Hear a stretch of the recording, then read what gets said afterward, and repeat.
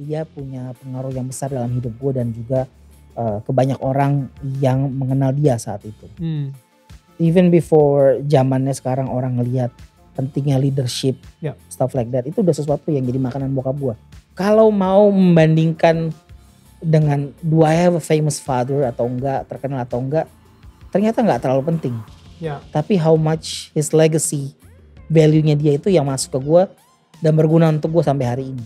Itu yang ngebantu gue juga untuk mikir, I think it's not about fame dan atau viral seperti yang orang cari hari-hari ini. It's not bad kalau misalnya lu punya itu. Tapi yang paling penting yang bisa gue turunin, yang gue harap anak-anak gue bisa bangga adalah value. Dan itu yang gue bangga dari bokap gue. Hai, ini gue Daniel, tetangga kamu. So guys, sebelum lanjut nonton video ini, jangan lupa ya, like dan share ke teman-teman kalian. Tekan tombol subscribe-nya, nyalakan bell-nya atau loncengnya. Thanks guys. Yo, what's up tetangga-tetangga yang gue sayangin, apa kabar semuanya? Semoga semuanya dalam keadaan sehat. Amin. Oke, kali ini gue didatengin sama seorang rapper kebanggaan Indonesia yang lagunya terkenal banget dengan online. Well, lo langsung tahu lah ya siapa dia. Kalau bukan Ignatius Rosoinaya, penyanyi atau biasa dipanggil dengan Igor Psycho G. Dan seperti biasa, gue akan ngobrol tentang bagaimana perjalanan hidup seorang Igor Psycho G. Yang pastinya gue pengen fokus banget di hubungan spiritualnya dengan Tuhan juga gitu. So a lot about spiritual journey dan bagaimana cara dia bisa bangkit dalam menghadapi masalahnya dia. Siapa tahu aja kalian, para tetangga gue yang lagi nonton nih, juga lagi menghadapi sesuatu yang sama. Kekhawatiran yang sama. Mungkin lagi ada problem yang sama dan ternyata bisa mendapatkan kayak harapan baru dari obrolan kita. So ladies and gentlemen, without further ado, langsung aja ini dia Psycho G. Hello. What's up? Psycho G in the house, tapi gue manggil lu Igor aja kali Igor ya. aja. Igor aja. Men, biasanya tuh kalau misalnya orang di jalan manggil lu apa sih? Mas Sai gitu, Mas Koji atau? Biasanya orang antara percaya itu gua atau enggak, kadang-kadang mereka kayak bisik-bisik dulu. Oh iya. Ya, sama lah. Tapi biasanya mereka manggilnya Psycho. Cuman gini, ada panggilan lain juga. Apa tuh? Karena gue pernah ada di satu film yang lumayan banyak yang orang tahu. Film ini judulnya 5 cm. Soal naik gunung. Oh iya. Jadi gue juga suka dipanggil dengan nama karakter di film itu, namanya Ian. Oh iya. Dan itu booming parah 5 cm. Nah itu juga jadi sesuatu yang nama panggilan yang berbeda-beda. Kalau yang tahu dia manggilnya Igor, kalau enggak dia manggil Psycho G, atau enggak dia manggilnya Ian. Tapi kalau yang Psycho G itu Psycho G atau Mas Psycho G atau Mas Koji, Mas G gitu kan. Nama asli lu sebenarnya siapa sih? Panggilannya Igor. Okay. Tapi kalau misalnya nama asli gue makin jauh lagi nih. Ignatius. Dude, what happened? What happened? Dari Ignatius jadi Igor, jadi Psycho G gitu. Like gue dikasih nama Ignatius. Jadi gini, gue asli Sulawesi Tengah. Oke. Keluarga gue dari Poso. Wow. Sulawesi Tengah. Waktu gue lahir, bokap lagi kerja di Balikpapan. Jadi gue lahirnya bukan di Sulawesi Tengah. Gue lahir di Balikpapan, di Kalimantan Timur.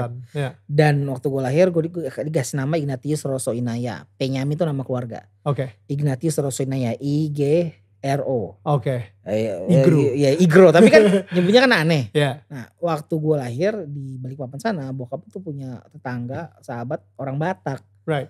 Jadi dia bilang udah panggil Igor aja. So it sticks. Sampai sekarang. Itu umur berapa?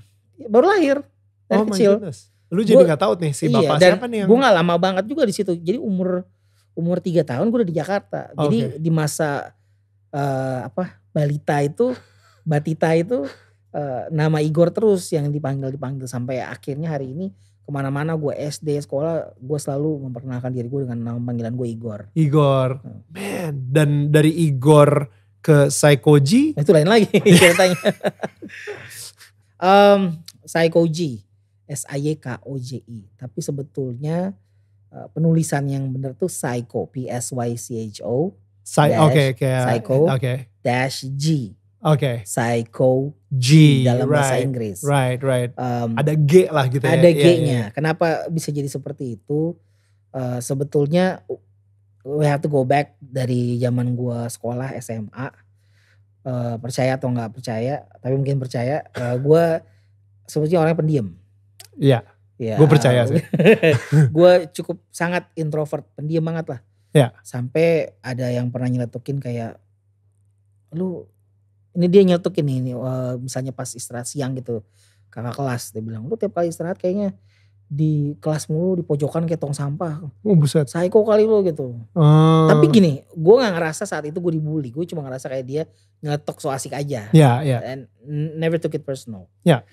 Waktu gue memutuskan untuk jadi rapper, gue pikir kayak gue harus punya nama. Dan yang gue ingat saat itu kalau jadi rapper ya lu punya sebuah nama di depan dengan sebuah huruf kapital di belakang. Oke. Sekarang kan orang tahu ada Jay-Z. Ya, ya. Dulu juga ada rapper namanya Warren G.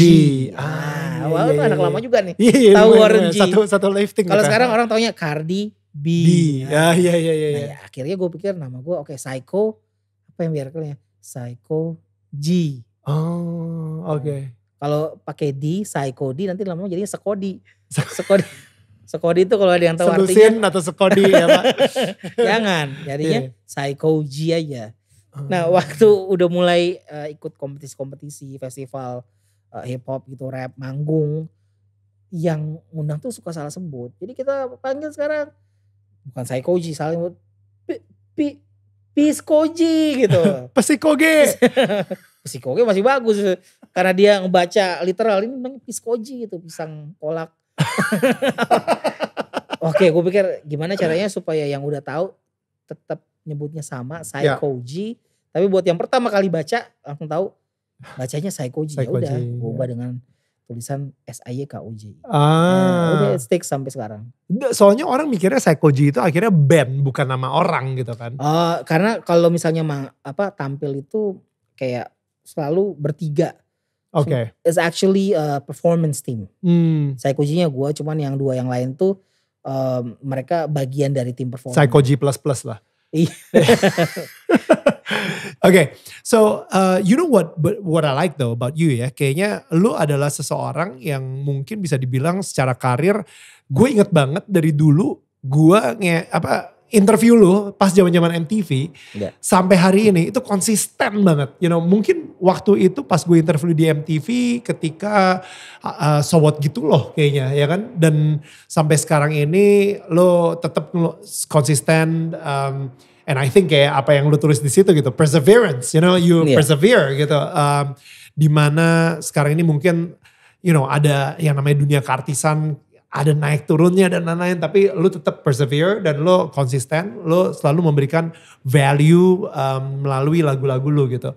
So let's start from the beginning banget gitu ya. Gue pengen tahu ketika lu masa kecil tuh seperti apa sih, kayak you know the origin story of Psycho G gitu.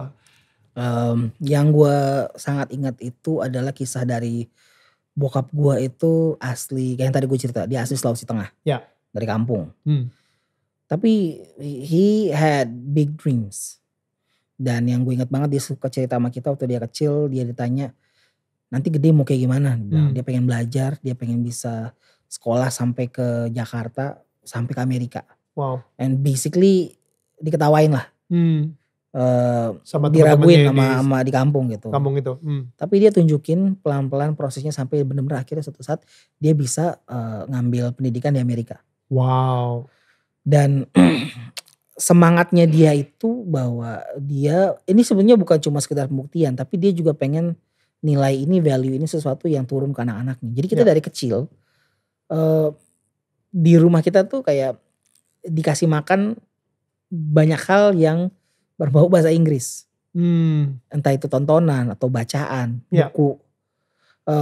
Pokoknya, dan gue sering banget kayak ditantang sama bokap tuh untuk ngomong, bales omongan dia dalam bahasa Inggris.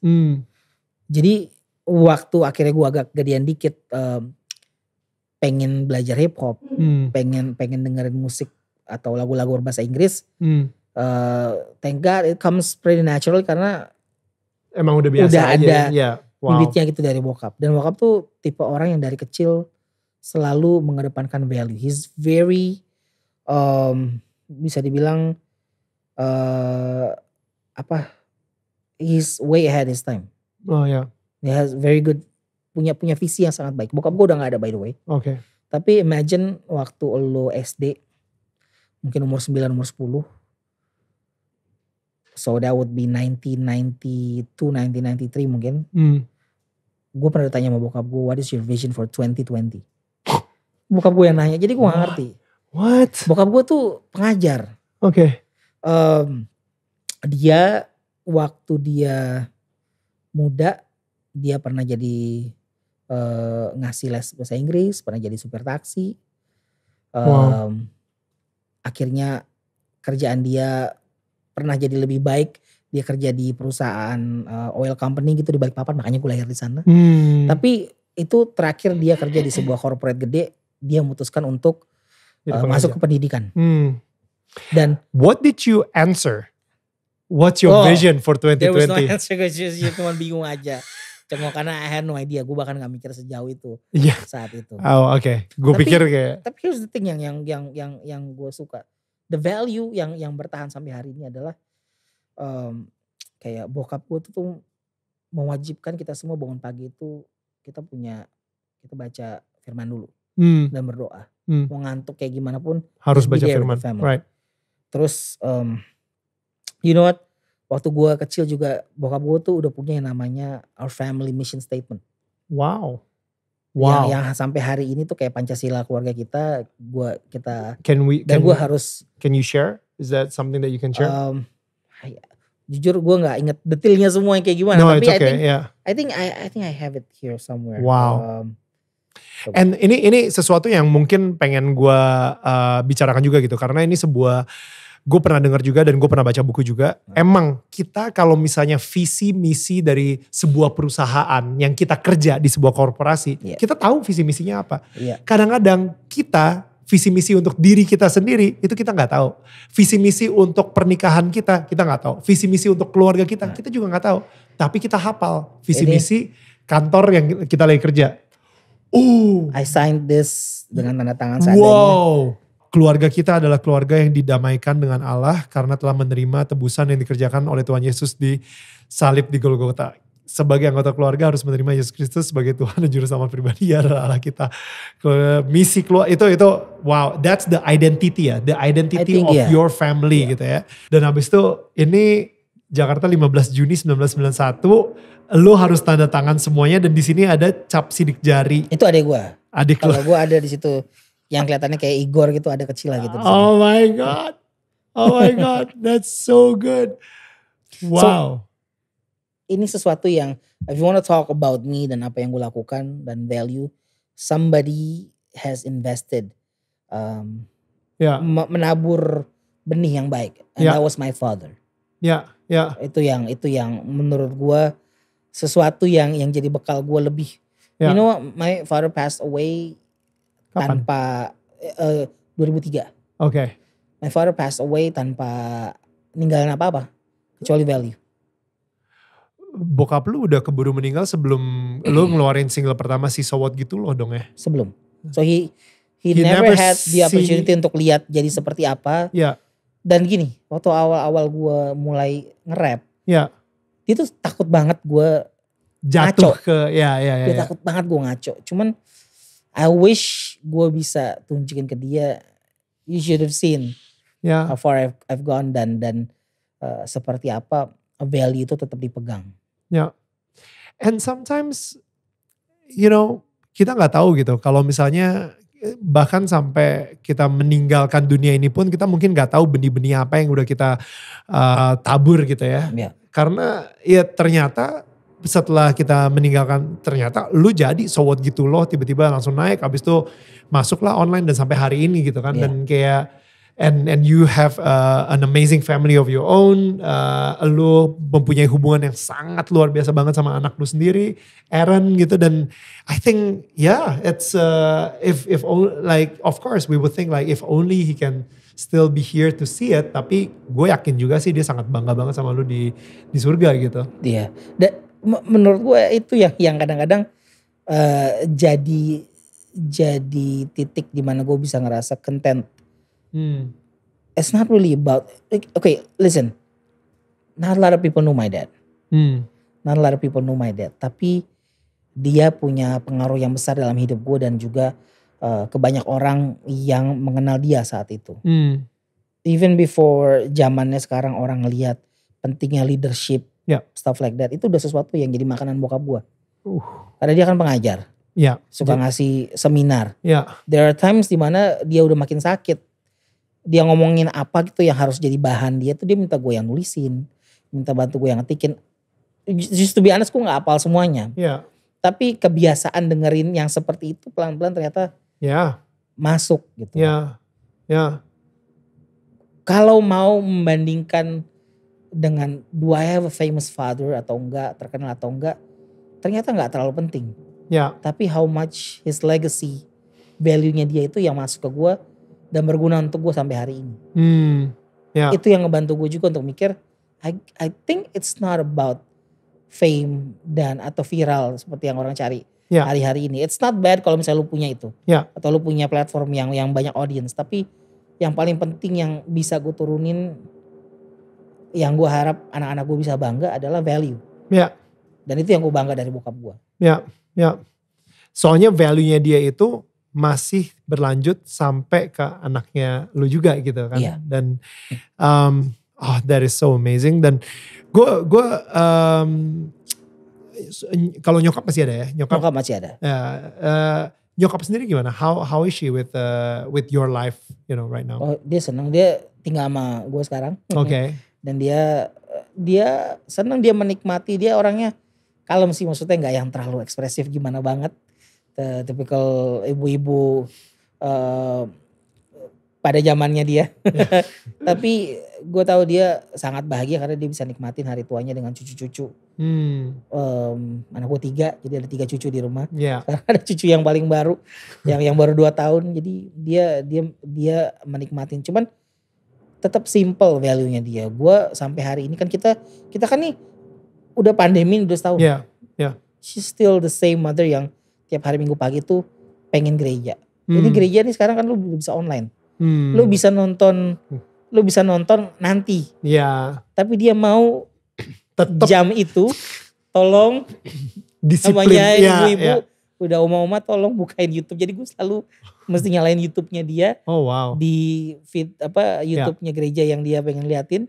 Dan gue mesti standby-in supaya dia bisa. Dan dia tetap dress up. Kadang-kadang gue pikir dia mandi dulu, dia pakai baju yang proper dulu, duduk siapin Alkitab di depan TV. Gue sekarang nih sejak gereja jadi online, gue cuma pakai celana pendek. Masih pakai piyama gue gitu kan, ya udah lah ya. Jadi nyokap gue old school. That's impressive. So you were saying tadi, sorry gue potong, ketika lo sempat ngomongin soal ketika bokap lo meninggal gitu, tahun 2003 gitu, what happened? Dia punya kanker. Kanker. Ada kanker darah, kanker tulang, udah bolak-balik cuci darah. Jadi waktu dia meninggal itu juga karena gini, dia bekerja di universitas di mana gue kuliah. It kind of messes me up untuk gak bisa fokus di kampus lagi setelah itu.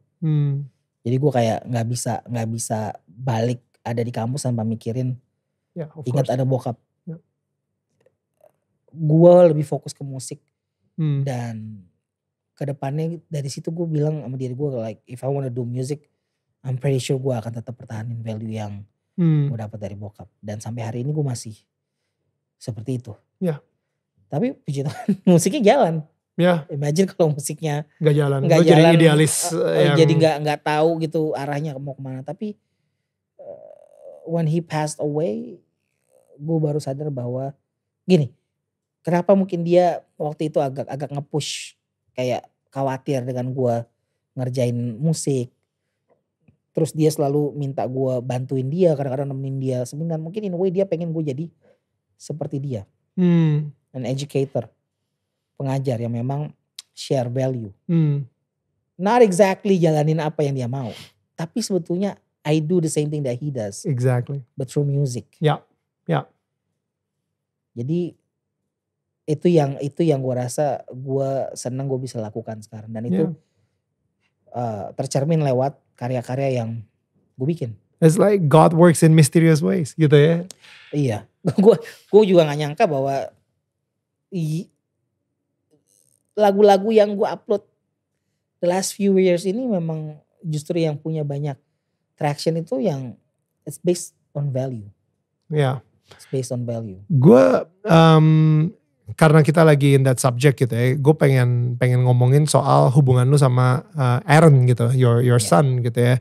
Yang kita lihat itu kayaknya wow, you know, you're tight man, like with your son gitu, dan sampai nge-rap bareng juga. It's a dad thing, right? It's a dad thing. It's a dad thing gitu. Gue ngelihat video klipnya pun juga gue ngerasa kayak, gila, gue nih sama anak gue pengen banget kayak gini. And ternyata ketika gue ngeliat komentar-komentarnya, banyak banget komentar-komentar yang bilang kayak, man, I wish I have a relationship with my dad just like this. You know, andaikan bokap gue membebaskan gue dan lain-lain. You know, like, like it's beautiful. Dan itu kayak membuat orang, apa ya, mungkin it becomes something like membuka mata orang untuk kayak ini loh sebenarnya hubungan antara ayah dan anak gitu. You know, like yang enak gitu. Like, when you make that music, can you tell us a little bit about It's the Dad Thing? Dan by the way, kalau misalnya kalian belum nonton, check the YouTube, like it's so good. Check the clip. Gue gak tau kenapa gue kayak merinding sendiri aja ngeliat itu, and I just love it. Okay, before we made that song dan video itu, gue sama Aaron ini kita sama-sama suka follow sebuah Broadway show. It's called Hamilton. Dimana lu menceritakan sebuah sejarah, bagian dari sejarah Amerika itu, tapi with music yang mana elemennya adalah hip hop, it's rapping, there's rhyme, ada pantunnya. Nah, kita sama-sama suka itu. Dia belum pernah nonton, gue pernah nonton, tapi dia sama-sama tahu lagunya. Dan gue pikir kayak gue pengen bikin sesuatu yang menceritakan proses gue sama dia sepanjang hari. Pakai musik, pakai musik, inspirasinya dari Hamilton. Nah, jadilah lagu ini. Jadi sebelum kita rekaman, ini juga gue tektokan dulu sama dia. Gue lihat keseharian kita kayak gimana. Ada momen-momennya di mana ya, it's not, contohnya nggak bagus punya bro kalau lo perhatiin. Bangun pagi mau sekolah belum ngerjain PR. But that's the reality. Yeah, that's true. That's true. Lu di situ nggak berusaha nge-preach, lu di situ nggak berusaha menggurui. Kayak this is what a perfect family should be. It's a real family. You're being real. I just have to be there for my son. Yeah. Bantu dia untuk paham kayak gimana. Dan itu benar-benar sesuatu yang pernah terjadi soal sifat distributif. Ini ada 2, harusnya ditambah tapi dalam kurung dikali dengan angka lain. Jadilah seperti itu, dan somehow when it's meant to be, pasti ceritanya ngalir aja. Pasti ceritanya ngalir aja. Pindah lagi ke kebiasaan kita, kalau misalnya dia udah pulang sekolah, kita lapar, kita pengen pesen makan. Gue gak disponsorin di video klip itu sama online, ojek online, tapi kita masukin aja karena it's real. It's real. Terus proses sore harinya, anak gue sampai sekarang, dia gak terlalu suka main game. Lebih sering gue yang main PS4. Tapi kalau dia main game, dia suka mainnya Minecraft. Iya. You know, the game yang blok-blok gitu. Anak gue juga sekarang lagi gila banget Minecraft. Nah, itu sesuatu yang dia juga suka, dan itu sesuatu yang gue juga nggak pengen nahan dia, karena menurut gue it's a very good game, kreatif, kayak lu main Lego gitu. You create your own world, create your own setting, everything. And somehow it comes naturally aja. Jadi gitu.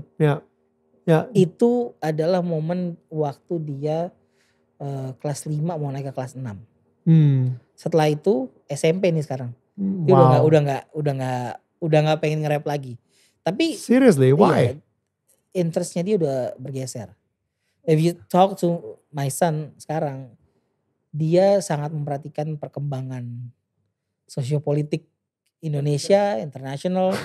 Beneran. Jadi kayak even like kemarin there's another content yang kita pernah bikin soal pemilu.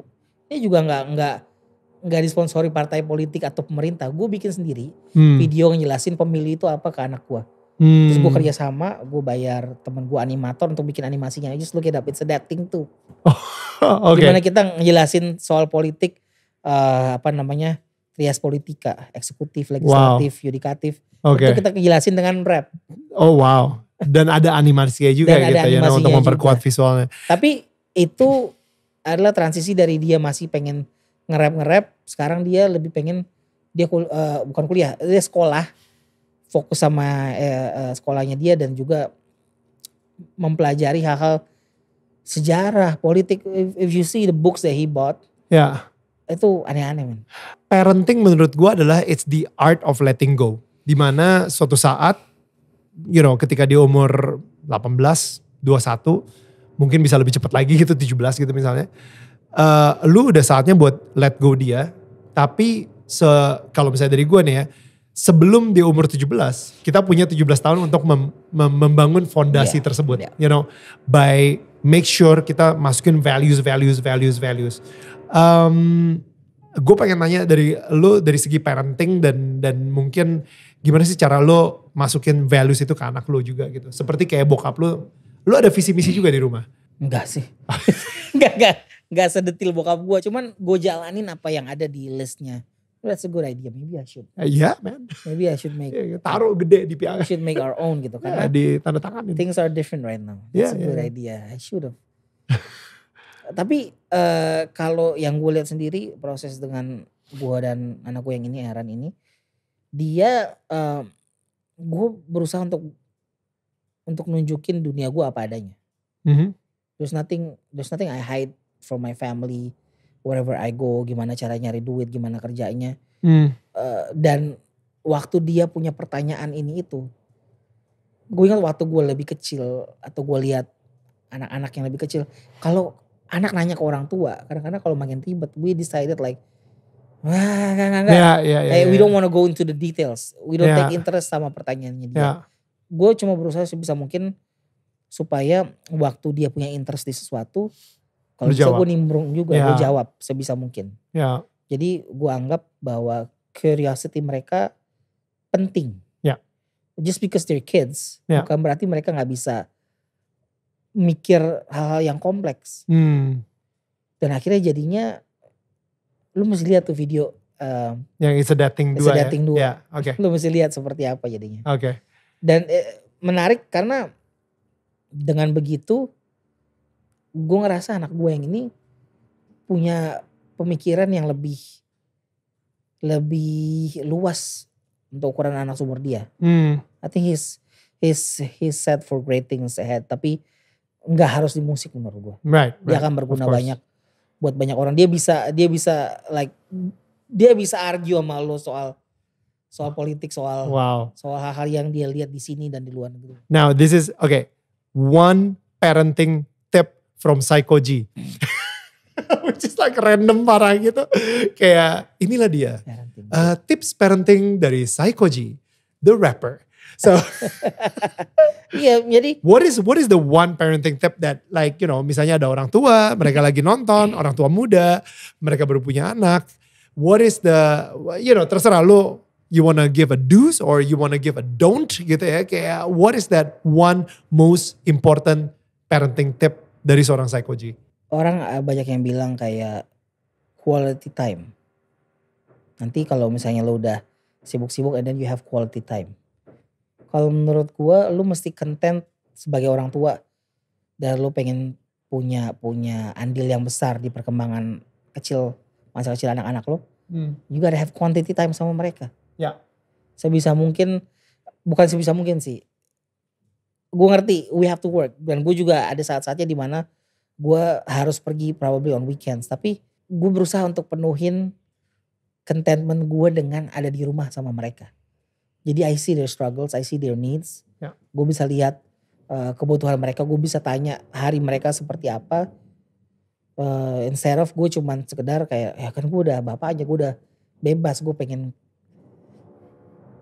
It's not enough untuk sesekali gue muncul di hidup mereka. Muncul di sosial media as if, I'm spending time with the kids. Be there with them. Find out apa yang mereka suka. Gue tahu kalau misalnya dia main Minecraft, Minecraft itu soal apa gitu. Apa yang harus dikejar. Jadi kalau lu main Minecraft. Lu mesti masuk the goal of main Minecraft itu adalah lu mesti mengalahkan seekor naga besar. Oh wow, oke. Untuk sampai ke dunianya naga besar itu, lu mesti bikin 2 jenis portal. Oh wow. Oke, jadi lo harus tahu sampai segitunya. Gua harus tahu. Dan ternyata, ini jadi bahan obrolan lu juga, dude. That is so real. Gua sama anak gua sama main Roblox. Gua nggak tahu kalau misalnya ini lebih kecil lagi, men. Ini yang cewek. Ini main yang Roblox cewek. Gua. Iya. Ada anak gue cewek. Oh iya, anak lu cewek main Roblox kan. Gitu. Sampai gue jadi, Daddy, can you be a unicorn today? Yes. Gue karena dan abis itu gue tahu game Among Us juga dari anak gue gitu. Gue juga main sama mereka Among Us. Kita jadi kayak kita jadi imposter nih sekarang. And I think that is the quality time that we can get. Emang bener sih kata orang, lebih penting quality time daripada udah kita fokusin sama quality daripada quantity misalnya kayak gitu. Tapi yet anak kecil nggak ngerti yang namanya quality sama quantity. Mereka ngertinya do you have time for me or not gitu kan. Time adalah love for them gitu. Yeah, there you go. You know, like if you love me, then you will spend time with me gitu. Well, sampai sekarang juga kayaknya emang time equals love gitu. How do you expect your kids untuk mengupas diri mereka kalau kita sendiri nggak pernah ngupas hal-hal bareng-bareng sama mereka? Boom, that's it. They won't tell you a thing kalau misalnya you never actually spend time sama mereka gitu. Be in their world. Iya. Yeah. Itu menurut gue yang bikin kadang-kadang kita nggak pengen cerita atau kita mungkin nggak pengen cerita ke orang tua karena kita takut orang tua ngerasa apa sih dunia kita nggak penting gitu. So eventually nanti waktu mereka gedean mereka juga akan ngebuka diri mereka kalau misalnya kita juga nggak pernah nyari tahu. So good. Hidup mereka seperti apa. You know what? Psycho G itu ya menurut gue ya emang namanya Psycho G gitu kan. Tapi karir lu itu jauh dari yang namanya sensasi, you're I don't know, you're like the good rapper, like thank God, like lo bener-bener kayak ada rapper alim lah lo kayak, kayak lurus-lurus aja. Kita nggak pernah denger kayak kalau misalnya rapper kan, pandangan image-nya itu adalah kayak, champagne di mana-mana, lo kemana-mana pakai I don't know, kalung warna emas ada tulisan G-nya gede gitu misalnya. Tapi you don't do that, right? Kalau ngomong soal kalung, gue ada, tapi gue nggak selalu pakai dalam keseharian. It's for shows. It's for shows gitu kan. Buat perform gitu. Tapi gini. Itu apa sih online ya dulu ada ya? Apa yang atau enggak? Apa ya dulu? Dulu hard disk. Hard disk ya. Iya. Yang untuk online deh. Gue inget. So tell me like what's the lu kenapa bisa mempunyai value sekuat ini gitu, like gimana sih kayak perjalanan lu sendiri sama Tuhan sampai lu kayak bener-bener ngejaga banget boundaries yang ada di dalam Tuhan gitu, di jalan Tuhan. Kalau dibilang kayak rapper yang alim, I'm not perfect guy juga gitu, banyak kekurangan. Tapi satu hal yang gue tahu, waktu gue mau menceritakan sesuatu, gue gak mungkin nyeritain sesuatu yang gue gak hidupin. Gue gak mungkin nyertain lifestyle kehidupan berusaha untuk emulate apa yang rappers di Amerika lakukan. Di dunia barat lakukan. Karena that's just not who I am. No, I kinda understand kenapa banyak rapper yang stereotipnya tuh kayaknya like you use very harsh words. Lo punya cara mengekspresikan seperti itu. Karena memang sebelum mereka jadi rapper, banyak dari mereka kehidupannya keras ya, memang harus juga, menembus batas itu supaya they can get out of their neighborhood. Karena memang menurut gue buat apa gue gak menjalani hidup itu. Dan gue sendiri pun awalnya nge-rap terinspirasi sama rap Indonesia. Bukan rap luar dulu. Oke. You know what, pertama kali gue ngeh ini musik rap waktu gue kecil. Honestly I didn't really like it. Oke. Gue gak ngerti bahasa Inggris saat itu. Dan menurut gue ini orang-orang ini kok kayaknya marah sama sesuatu gitu. Gue gak ngerti mereka emosi sama apa gitu. Iya. Ini rap luar nih ya? Rap luar. Oke. Tapi waktu gue dengerin rap Indonesia gue baru sadar they're actually telling a story yang mereka lihat. Keseharian mereka. Oke. Jadi Abis itu ketika lu dengerin Rapindo siapa ya? Iwake saat itu. Ada Iwake juga dulu, ada kompilasi rap, pesta rap. Oh iya, pesta rap ya. Jadi yang diceritain itu adalah keseharian mereka. Ada satu lagu yang gue inget banget, judulnya Bosan. Jadi rapnya kayak gini, bosan, di rumah lagi sendirian, papa sibuk, mama arisan. Gak ada lagi yang bisa jadi perhatian, semua jadi bikin gue belingsatan. Nonton TV acaranya gak karuan, cuman iklan yang ngisi tiap saluran. Mau pergi keluar rumah tapi gak ada teman, mau makan gak ada yang bisa dimakan.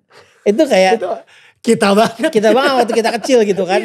Belum ada internet kayak sekarang. Belum ada internet in the 90s. Belum ada. Iya belum ada. Belum modem belum masuk. Belum masuk, belum ada sosmed, belum ada. Jadi kalau emang lu udah gak ada apa-apa terus TV isinya iklan semua, udah gak ada yang bisa lo mati gaya. Jadi gue sadar bahwa ternyata nge-rap itu lo menceritakan sesuatu but with rhymes. Ada rimanya kayak pantun. Dan nyeritainnya itu synchronize on top of music. Kayak begitu. Wah ini seru nih. Jadi gue ngerasa banyak nih yang bisa gue ceritain. Entah kehidupan, entah cara gue memandang kehidupan, values hidup gue. Bahkan satu lagu rap yang pernah gue tulis gak ada rekamannya. Itu waktu gue SMP. Tapi gue belum jadi rapper, maksudnya itu kayak iseng. Gue masih ingat sampai hari ini. Cerita soal gue bangun telat terus ke sekolah terlambat gitu. Cuma gitu aja, oke. Iya, jadi kayak bangun telat, gak pernah tepat. Mandi cepat-cepat, nyabun gak tepat. Pergi ke sekolah busnya lompat-lompat. Sampai di sekolah akhirnya terlambat. Kayak gitu-gitu, itu gue ingat banget. Itu lirik rap pertama yang gue tulis. Dan itu sesuatu yang ya udah keseharian. It looks kayak, gak ada garang-garangnya ya. Tapi relate ada aja. part yang akhirnya gue putuskan bahwa gue harus kejar. Karena banyak yang gak tahu bahwa gue sebagai rapper bukan cuma bisa bikin lagu yang ringan. Atau yang relevan, yang lucu-lucu. Atau yang simple. Gue justru begitu udah mulai terjun ke dalam komunitas rap and hip hopnya, gue ternyata juga tetap harus membuktikan diri gue. Kayak gimana maksudnya? It's a very competitive, tough. Kalau lu jadi rapper, cara lu membuktikan kemampuan lu adalah lu harus bisa rap battle. Dan itu sesuatu yang gue pelajari juga along the way. Setelah lu jadi seorang Saikoji obviously. Setelah single lu keluar. Iya. Jadi awal-awalnya itu kayak gue ngeliat di komunitasnya. Enggak ini sebelum single propernya keluar. Sebelum single yang komersilnya keluar. So What gitu, sebelum So What gitu loh berarti ya? Setelah tahun 2000 sampai 2004. Those are the days dimana gue ngerasa gue udah mulai nge-rap nih. Udah mulai ikut festival-festival rap. Tapi ada satu hal lain dimana lu bisa beradu kemampuan lu yang namanya rap battle. Itu nge-rhyme gitu ya? Nge-rhyme, lu ceng-cengan sama rapper lain. You gotta find a way untuk ngejelekin lawan lo. Dan lu menang tapi on the spot. Nah itu sesuatu yang gue pelajari gue. Jadi kalau kita mau ngomong soal Saikoji lagunya pasti yang enteng-enteng, yang lucu-lucu. Jangan salah dulu. Maksudnya if you want me to release sesuatu yang perlu gue release untuk ngalahin orang dalam rap battle, gue juga punya. Dan itu sesuatu yang gue bangun pelan-pelan. Awalnya gue kalah mulu. Tapi begitu gue pelan-pelan ngerti, lu mesti banyak. You have to think in rhyme. Any single thing yang gue lihat, gue bisa mikirin itu rhyme-nya apa. Wow. Ya bener coba challenge me on something. Gila. Daniel tetangga kamu dong. Gotta freestyle about Daniel tetangga kamu. Kalau duduk di sini pasti ada gelas dan kita dijamu. Berbagai macam kata-kata bisa langsung keluar tanpa perlu diramu. Set di sini gue, lo, kamera dan banyak lampu. Wih, itu yang membedakan kualitas kita ya. Banyak lampu. Wah, thank you bro. Wah, itu keren sih. Gila, tapi I think ya it's a gift. Itu benar-benar kayak it's a gift banget. Gue pernah nyobain nge-rap sebenarnya. Nyoba-nyoba gitu karena gue ngerasa gue nggak bisa nyanyi tapi gue pengen ngeluarin single. Ya udahlah nge-MC aja di sebuah lagu. Ternyata ngikutin beat itu gak gampang juga gitu. Dan of course coming up with rhymes itu juga susah banget. Dan I think ternyata itu emang hadiah dari Tuhan banget buat lo untuk bisa nge-rhyme seperti ini. Dan abis itu lu pertajam karena itu emang passion lu juga. right? So again, balik lagi ya, kayak your first encounter gitu sama Tuhan tuh gimana sih sampai, ya of course ya dari bokap lu sendiri ada value-value yang emang dia udah kasih, sehingga lu bener-bener kayak ya you know like tiap pagi baca firman segala kayak gitu. But lu bisa pertahanan itu sampai even in the midst of your peak, right? Maksudnya so what gitu loh, wah lu mencicipi ketenaran, online, viral semuanya, benar-benar ini banget. Tapi lu bisa stay true to yourself, lu gak kayak kebawa gitu sama arus ketenaran tersebut. Sometimes ada momennya dimana gue ngerasa begitu udah nyemplung ke dalam industri musik and somehow I get all these favors. Yeah. I get all this big opportunity. Dan opportunity-nya gak cuman di lagu aja, sampai ke film. Sampai bisa bikin lagu buat iklan. I realize this is all a gift. Ini semua favor. Gue sadar banget if it's just me, tanpa favor, tanpa kemampuan yang Tuhan kasih, I'm nobody. I'm nobody. Susah banget. How can I expect gue bisa ada dalam dunia showbiz, knowing who I am, seperti apa. Come on, gue nggak bener-bener ngerasa gue sepede itu. Dan kan gue udah bilang dari awal gue tuh orang yang introvert, sebenarnya malu. Gue selalu ngerasa diri gue kayak, masa kayak gitu aja orang mau sih itu dengerin. Tapi ternyata in the beginning gue juga nggak langsung jago. It's not about seberapa jagonya gue di hadapan orang dulu. Tapi seberapa gue punya value yang tepat, yang Tuhan tunjukin dengan berpegang di value itu, lo akan jadi orang yang konsisten. Lo akan jadi orang yang punya karakteristik yang berbeda gitu. Even after years, sampai setelah gue rilis online sampai hari ini pun masih ada banyak kerjaan. Either it's music, kalau manggung jelas lagi pandemi gak ada ya. Tapi production yang tetap perlu gue nulis lagu, jingle untuk brand, untuk produk. Simply karena lo deliver, karena gue ngerasa gue bukan cuma sekedar seorang rapper, tapi lo punya value, karakteristik, lifestyle yang tepat, yang bikin orang bisa ngeliat you can work with this guy. Karena konsistensi itu akan menimbulkan kepercayaan ya. Iya, dan misalnya gini, kalau gue diundang manggung, I'm there to do my part, to professionally perform, bukan untuk gue aneh-aneh. Cari sensasi. Like if you perform in a club tengah malam and then gue terbawa dan gue nggak bisa deliver performance yang bagus, orang juga pasti akan kayak, wah gitu banget sih gitu. It's not about, gue benar-benar bersyukur di setiap gue punya kesempatan untuk kerja, and I will treat it seperti pertama kali gue ngerjain kerjaan itu, seperti pertama kali gue nyemplung ke dalam industri itu. Ada satu value yang bokap juga selalu bilang, responsibility begins with me. Itu ya bukan bokap gue yang nyiptain, tapi itu sesuatu yang bokap itu bilang. Klasik banget kayak di so there's nobody else responsible untuk itu gitu. Wow. Dia juga selalu ngajarin gue untuk tepat waktu,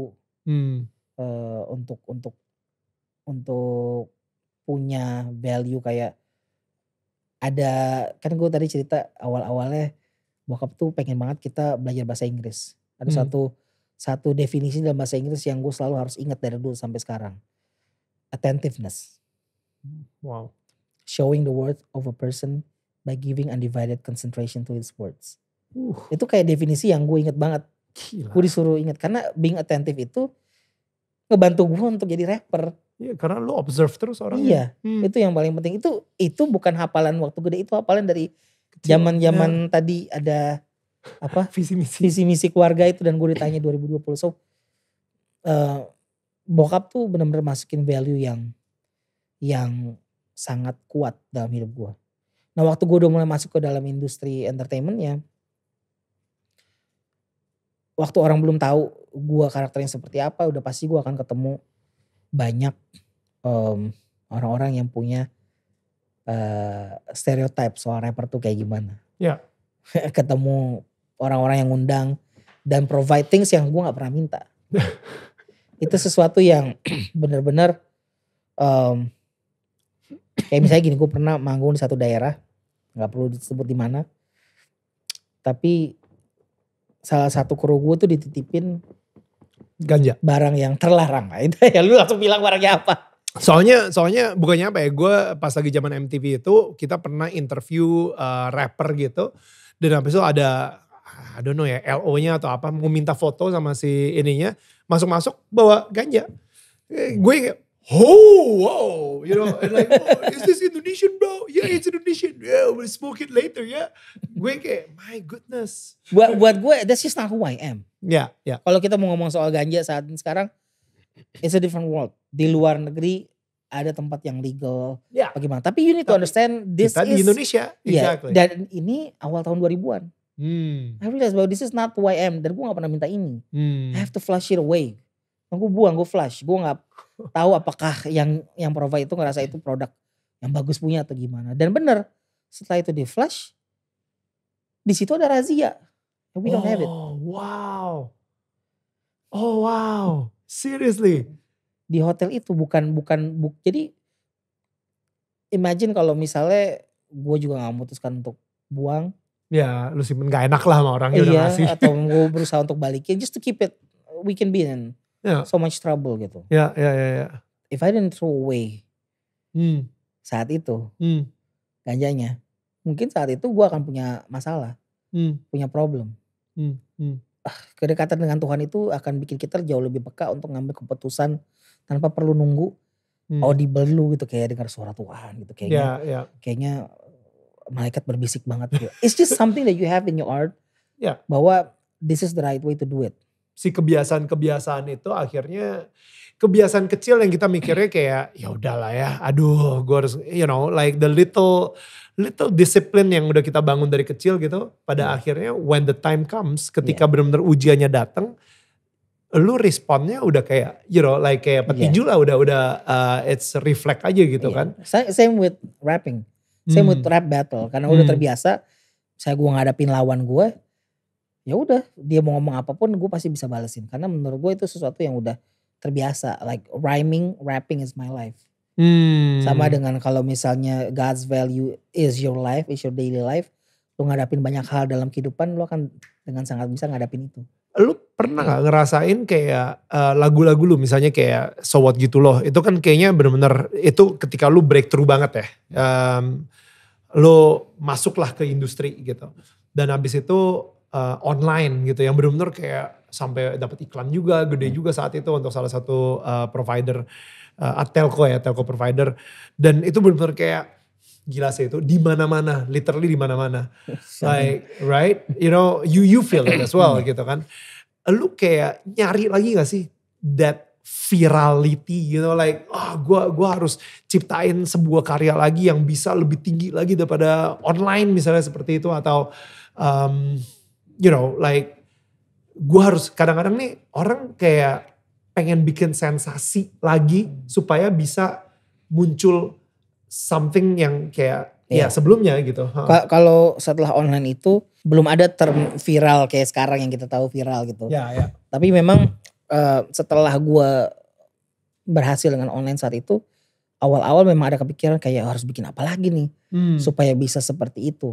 You put it under pressure ya, maksudnya kayak. Iya, dan begitu itu nggak terwujud, akan muncul perasaan kayak lu nggak layak. Like you're not worthy enough to be here doing this. You should start thinking of kerjaan yang lain gitu. Udah gak usah fokus di situ, masanya udah lewat.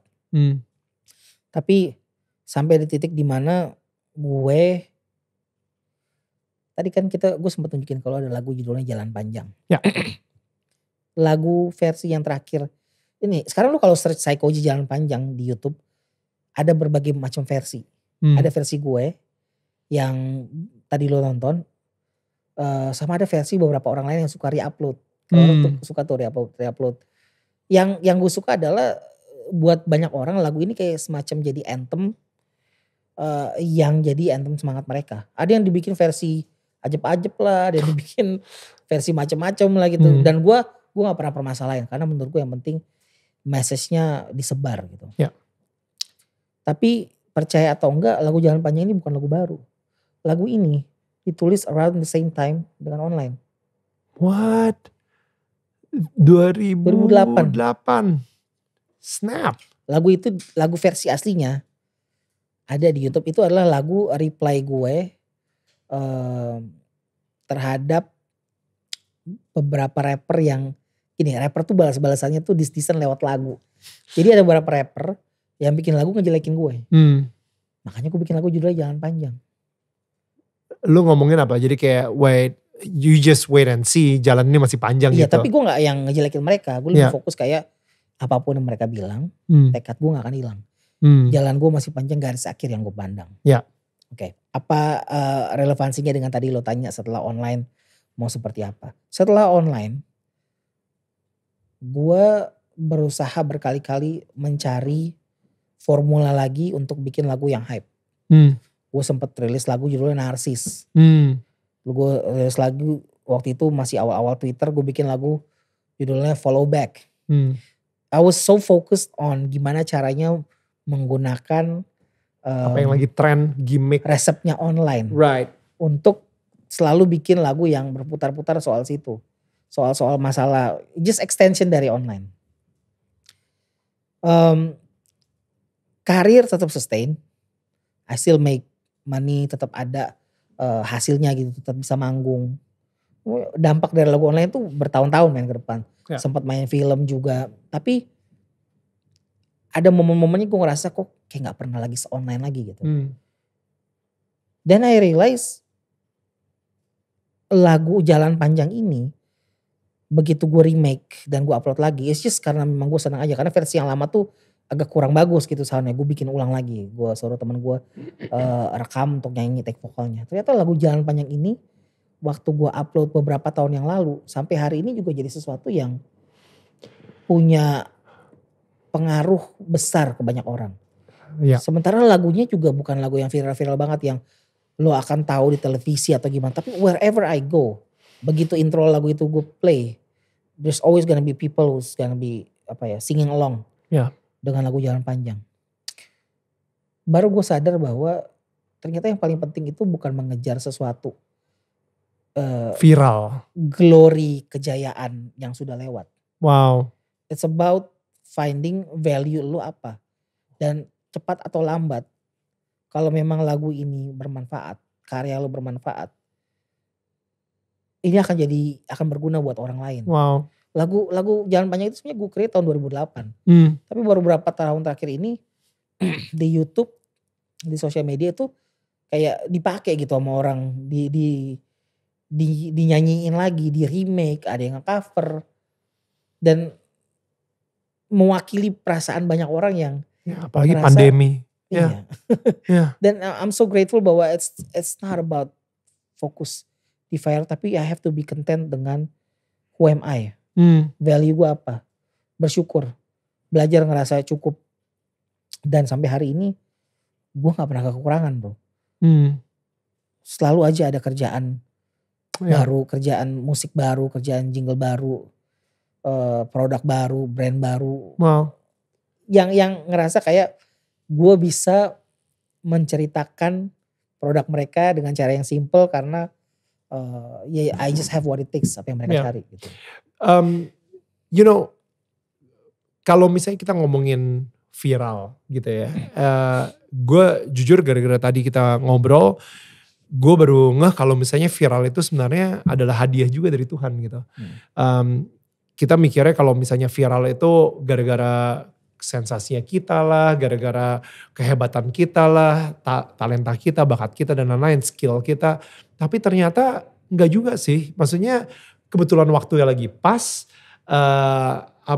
mungkin ada orang di telco itu yang ngefans gitu ya, dan mungkin orang itu udah gak di telco itu lagi misalnya kayak gitu. Pas banget semuanya, momennya lagi pas dan boom. Ketika itu terjadi, yang terjadi di dalam tubuh kita adalah kita keluarlah yang namanya hormon dopamin. Iya. Dan ini jujur gue juga denger ini dari orang gitu ya, namanya Craig Groeschel. Dia bilang kayak dopamin ini justru emang gara-gara ada drugs dibilangnya dope itu gara-gara ini gitu. Karena the result of it is you get the dopamine gitu. Ketika lo mengkonsumsi obat terlarang. Good feeling yang muncul. Exactly, the good feeling that you get itu dopamine. Nah, dan ketika kita udah merasakan si sensasi ketenaran, viral, tiba-tiba mendadak posting kita di Instagram, likes-nya banyak banget gitu kan. Atau di share kemana-mana. Tiba-tiba dari WA group ini, masuk lagi ke WA group itu. Habis itu semua orang bilang, gila lu keren banget bla bla bla whatever. Wow, itu ada dopamine sih. Yang akan bikin kita sangat ketergantungan gitu. Kayak gue mau lagi dong seperti itu. Gue pengen lagi ngerasain hal seperti itu. Makanya banyak kayak mungkin orang yang pernah ngerasain itu. Mereka akan nyari cara semampu mereka. Supaya mereka bisa merasakan si dopamine itu lagi gitu. Tapi sayangnya ketika mereka gak dapetin. Yang ada mereka mulailah masuk ke si obat terlarang itu. Untuk mendapatkan sensasi yang sama. Si dope tadi gitu. Dan gak mudah ya. Sampai akhirnya lo mendapatkan dopamine yang sama, tapi bukan lagi dari karya yang viral gitu misalnya, tapi dari yang tadi value yang ketika tiba-tiba orang bilang ke lo, gila ini lagu kena banget di gua. Lagu yang lo bikin mungkin gak se-booming si online, tapi justru lagu itu lebih kena ke hatinya orang banyak banget sampai hari ini pun masih dibicarakan sama mereka gitu. Di zaman pandemi gue tadi ngeliat komentar-komentarnya gitu mereka yang gila. Guys, kalau lu lagi dengerin ini di zaman pandemi, kita sama-sama jangan nyerah ya. Wah gila, itu kayak gila, itu keren banget. Dan itu jalan panjang yang ini keren habis bro. I think yang paling penting bukan cuma sekedar, gini kalau lu bisa viral that's good. Ya. Tapi you need to find your own message. Who you are. Karena itu akan jadi pegangan identitas lo yang orang akan selalu ingat soal lo. It's called original message. Original message lo itu apa? Kalau lo temuin original message lo apa? Sometimes karya lo tuh kedepannya bisa jadi sebuah variasi dari original message lo utama tuh apa. Nah yang gue suka adalah lagu Jalan Panjang ini ternyata memang bisa dibilang kayak sebuah bentuk original message yang gue punya. Gue sebagai orang yang introvert, yang gue harus banyak membuktikan diri gue di dunia hip hop. Jadi seorang rapper. Pasti dicela, pasti dikata-katain dia. Dan ini dicela sebelum zaman sosmed man. Jadi kalau misalnya zaman itu sampai ada yang bikin lagu khusus buat lo, mereka niat banget. Dan itu kena banget di hati. Wow. Lagu kayak apa? Dikatain man. Like dikatain di lagu? Iya. Dikatain. Wait, gue jujur gak tahu nih. Maksudnya kan gue bukan anak hip hop. It's a diss track. Okay. It's sebuah lagu di mana seorang rapper lain nulis kata-kata yang menyakitkan buat lo. Karena memang nyerang lo. Wow. Dan itu sesuatu yang terjadi sama gue berkali-kali. Padahal gue gak pernah nyerang orang. Wait, berkali-kali? Jadi bukan satu rapper aja? Iya. Dan ada yang memang gak suka, ada yang memang mancing-mancing doang, ada yang cuma ngetes doang. Tapi gini loh, buat gue saat itu kenanya tuh kayak kenapa sih? Ada apa sih gitu? Gue gak pernah bikin salah sama mereka, tapi mereka mau ngejelekin gue. Waktu gue internalize problem itu dan gue berusaha jujur sama diri gue sadar bahwa ini prosesnya. It's not about apa yang mereka bilang. Tapi gue sebagai seorang yang punya value dan tahu ujung dari hidup ini kemana, apa yang harus gue kejar, yang gue lihat garis akhirnya. Makanya ada lagu Jalan Panjang. Ini sebelum zaman viral. Iya. You have to deal it. Kalau misalnya zaman sekarang orang ngomongin sama lo, sometimes kita tahu people are trolling. Iya. Orang iseng. Iseng aja. Orang atau mungkin mereka cuma ngerasa asik aja gitu. Iya. Jadi lo gak terlalu benar-benar bisa bedain antara hater sama ini. Tapi ini mereka But this is 2008. Mereka bikin lagu khusus buat lu dengan judul Ludahi Saikoji. Ada masalah apa? Gue gak pernah ngapa-ngapain mereka. Oh my God. Jadi gue sadar bahwa I have a lot of the proof. Gue harus benar-benar. Tapi gini, gue harus memilih gue mau balas seperti apa. Kalau gue cuma ganti mata, gigi ganti gigi, I'm not doing anything yang berbeda di sini. Wow. Dan gue memutuskan bahwa gue akan bikin lagu judulnya Jalan Panjang. Karena saat itu, kalau lu dengerin lagi nih lagu, ntar lu dengerin deh yang versi asli ini. Gue tuh setengah kayak mau nangis nge-rap. Karena gue ngerasa kayak emang gue salah apa gitu. Tapi ini jalan gue harus lewatin. akhirnya gue baru sadar bahwa original message gue adalah it's about not giving up. It's about sadar bahwa this whole life ini bukan sprint bro. Untuk lo punya sustainability, untuk lo jadi seseorang yang aktif berkarya sampai bertahun-tahun ke depan, it's not about sprint. Lo harus mikir bahwa ini maraton. Lo harus punya stamina untuk ngadapin ini semua. Entah orang yang gak percaya sama lo, entah perubahan zaman, entah pandemi. So the original message menurut gue ini dari tahun 2008, ini sebelum online. Online itu baru kepake sama telkom provider itu 2009. This is who I am, yang banyak orang gak tahu. Mungkin the original message dari gue adalah jalan panjang. Wow. And gue ada sesuatu yang lagi gue rencanain. There's a movie here, gue gak tahu. There is a movie, ada sesuatu yang gue lagi bahas sama beberapa teman-teman gue. Ada sutradara, there is a movie there. Gue akan angkat kisah ini. Tapi gue gak akan fokusnya di gue. Yeah. Gue akan fokusnya di, gue tempel ini dengan warnanya komunitas hip hop rapper Indonesia. Tapi udah pasti title-nya judulnya Jalan Panjang. Wow, well there you go. It's a message. It's the authentic message dari seorang hidup psychogy gitu ya. Itu yang menurut gue bikin kenapa lagu Jalan Panjang ini gak pernah gue push-push gimana. Gak ada promo TV, video klip benerannya juga gak ada. It's just a song that resonates with you. Lo dengerin, lo ngerti dan itu bermanfaat buat gue. Dan itu yang gue kejar. Itu original message-nya. It goes beyond viral. It's about being who you are gitu. Yeah. Gue rasa sesuatu yang memang benar-benar diri lo, identity lo jelas. Itu akan jauh lebih bertahan. Dan lu sekarang kayak lebih pengen diinget sebagai psychogy yang pernah mengeluarkan single Jalan Panjang daripada online dan so what gitu loh. Biarpun itu emang sama-sama penting ya gitu. Tapi you know for your legacy. When your son gitu ya nginget, wah you know what, my dad yang created this anthem Jalan Panjang buat kita semua yang lagi struggle gitu misalnya. And I think it's I think legacy yang paling penting kayak tadi lo lihat di video klip yang It's a Dad Thing. Yeah. Gue lebih pengen diingat sebagai seorang ayah sama anak gue dibanding gue diingat sebagai seorang rapper. It's a very, itu kayak lo berusaha menjaring angin tuh ada ayatnya di pengkhotbah. Iya.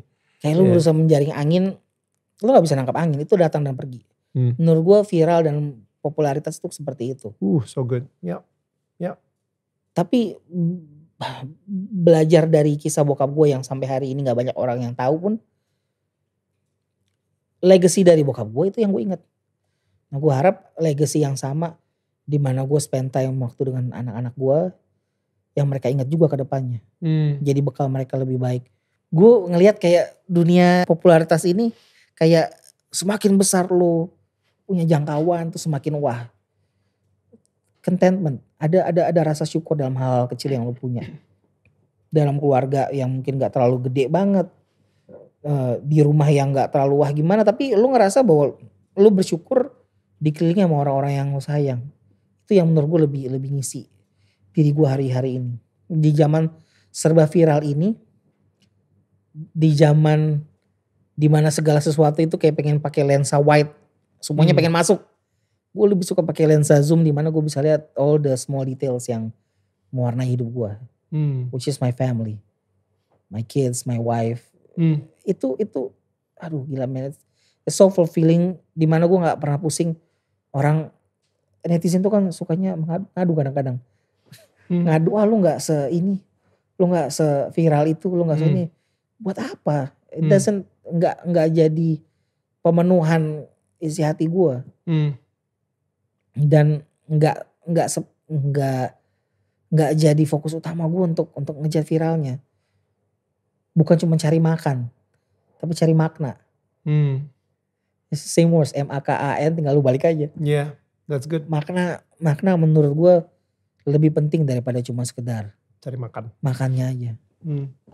Lu tadi ngomongin soal netizen dan juga kayak tadi lah ada grup-grup rapper yang benar-benar niat banget bikin lagu. Untuk nyela lu gitu.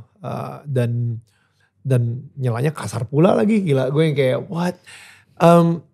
You know lucunya tadi pas lagi makan siang. Sebelum kita syuting ini gitu ya. Gue makan siang dulu. itu ada bapak-bapak gitu ya, yang gue nggak tahu dia itu gimana. Pokoknya gue baru aja mau keluar dari restoran tersebut, si bapak-bapak itu kayak ngeliat ke arah gue. I mean, you know, adalah beberapa orang yang kayak, yuk Daniel, Pak Daniel gitu. Si bapak-bapak ini begini. You know, kayak ngelambai-lambai gitu. Kesannya kayak gue, to be honest, gue disitu ngerasa, lu emang lagi manggil anjing lu apa? Kayak lu manggil gue seperti itu gitu. Lu gak bisa manggil dengan cara yang sopan. Tapi gue ignore sih, gue diemin, gue untung mata gue sipit ya, jadi gue jadi mungkin dia nggak ngeh kalau saya gue ignore gitu, gue kayak sosok nggak ngeliat gitu kan. Gue masuk mobil, tapi pas di mobil gue marah man, you know, gue marah karena gue ngerasa gak di respect, you know, gue ngerasa kayak gila ya, you know, gue ini Daniel Mananta loh, lu seberani itu kayak manggil gue kayak lu manggil anjing lo gitu misalnya. And yet kalau misalnya gue ngelihat dia manggil pelayan seperti itu, gue kayak sah-sah aja. You know what I mean? Like pelayan restorannya gitu ya. Dan gue kayak wow, ini kayaknya ada masalah nih sama pride gue. Kayak gitu. And gue suka banget tadi pas lu ngomong soal lu internalize dan lu ini dan akhirnya terciptalah karya si Jalan Panjang ini. Karena gue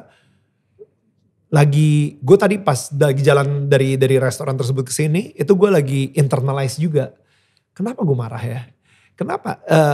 Is it really about him atau is it about me? Dan ternyata it's about me. Bukan soal dia gini-gini. Mungkin dia sama semua orang juga begini. Ngelihat istrinya pun juga disuruh gini-gini gitu. Ngelihat temennya, ngelihat anaknya dia ngomongnya gini-gini juga. Emang gaya dia kayak gitu aja. That's just who he is.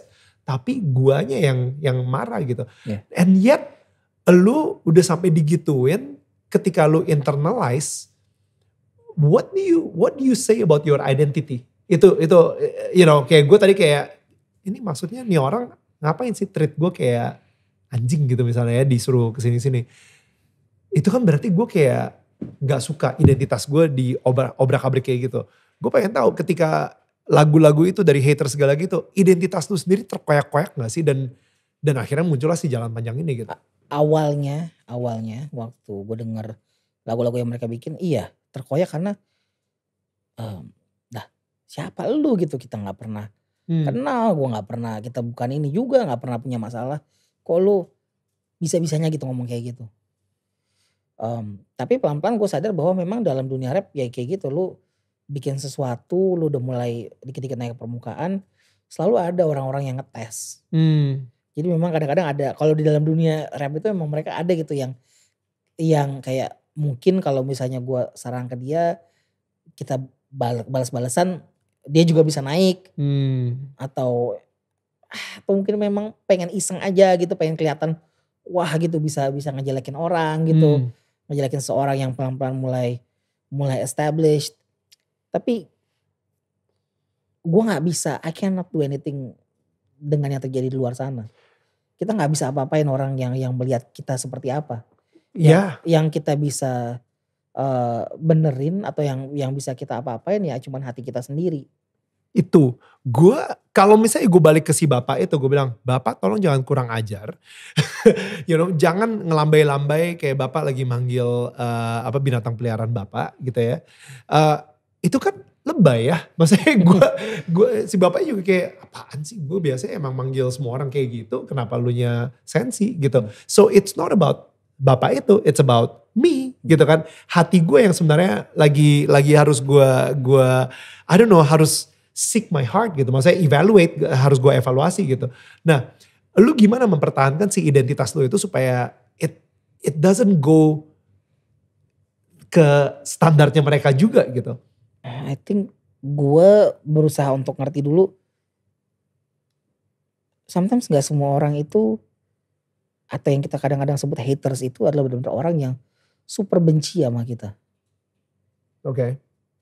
Kan the more you think about it. Let's go back ke lagu Jalan Panjang yang 2008. In order supaya bisa bikin lagu segitunya ngejelekin gue, it means they have to study me.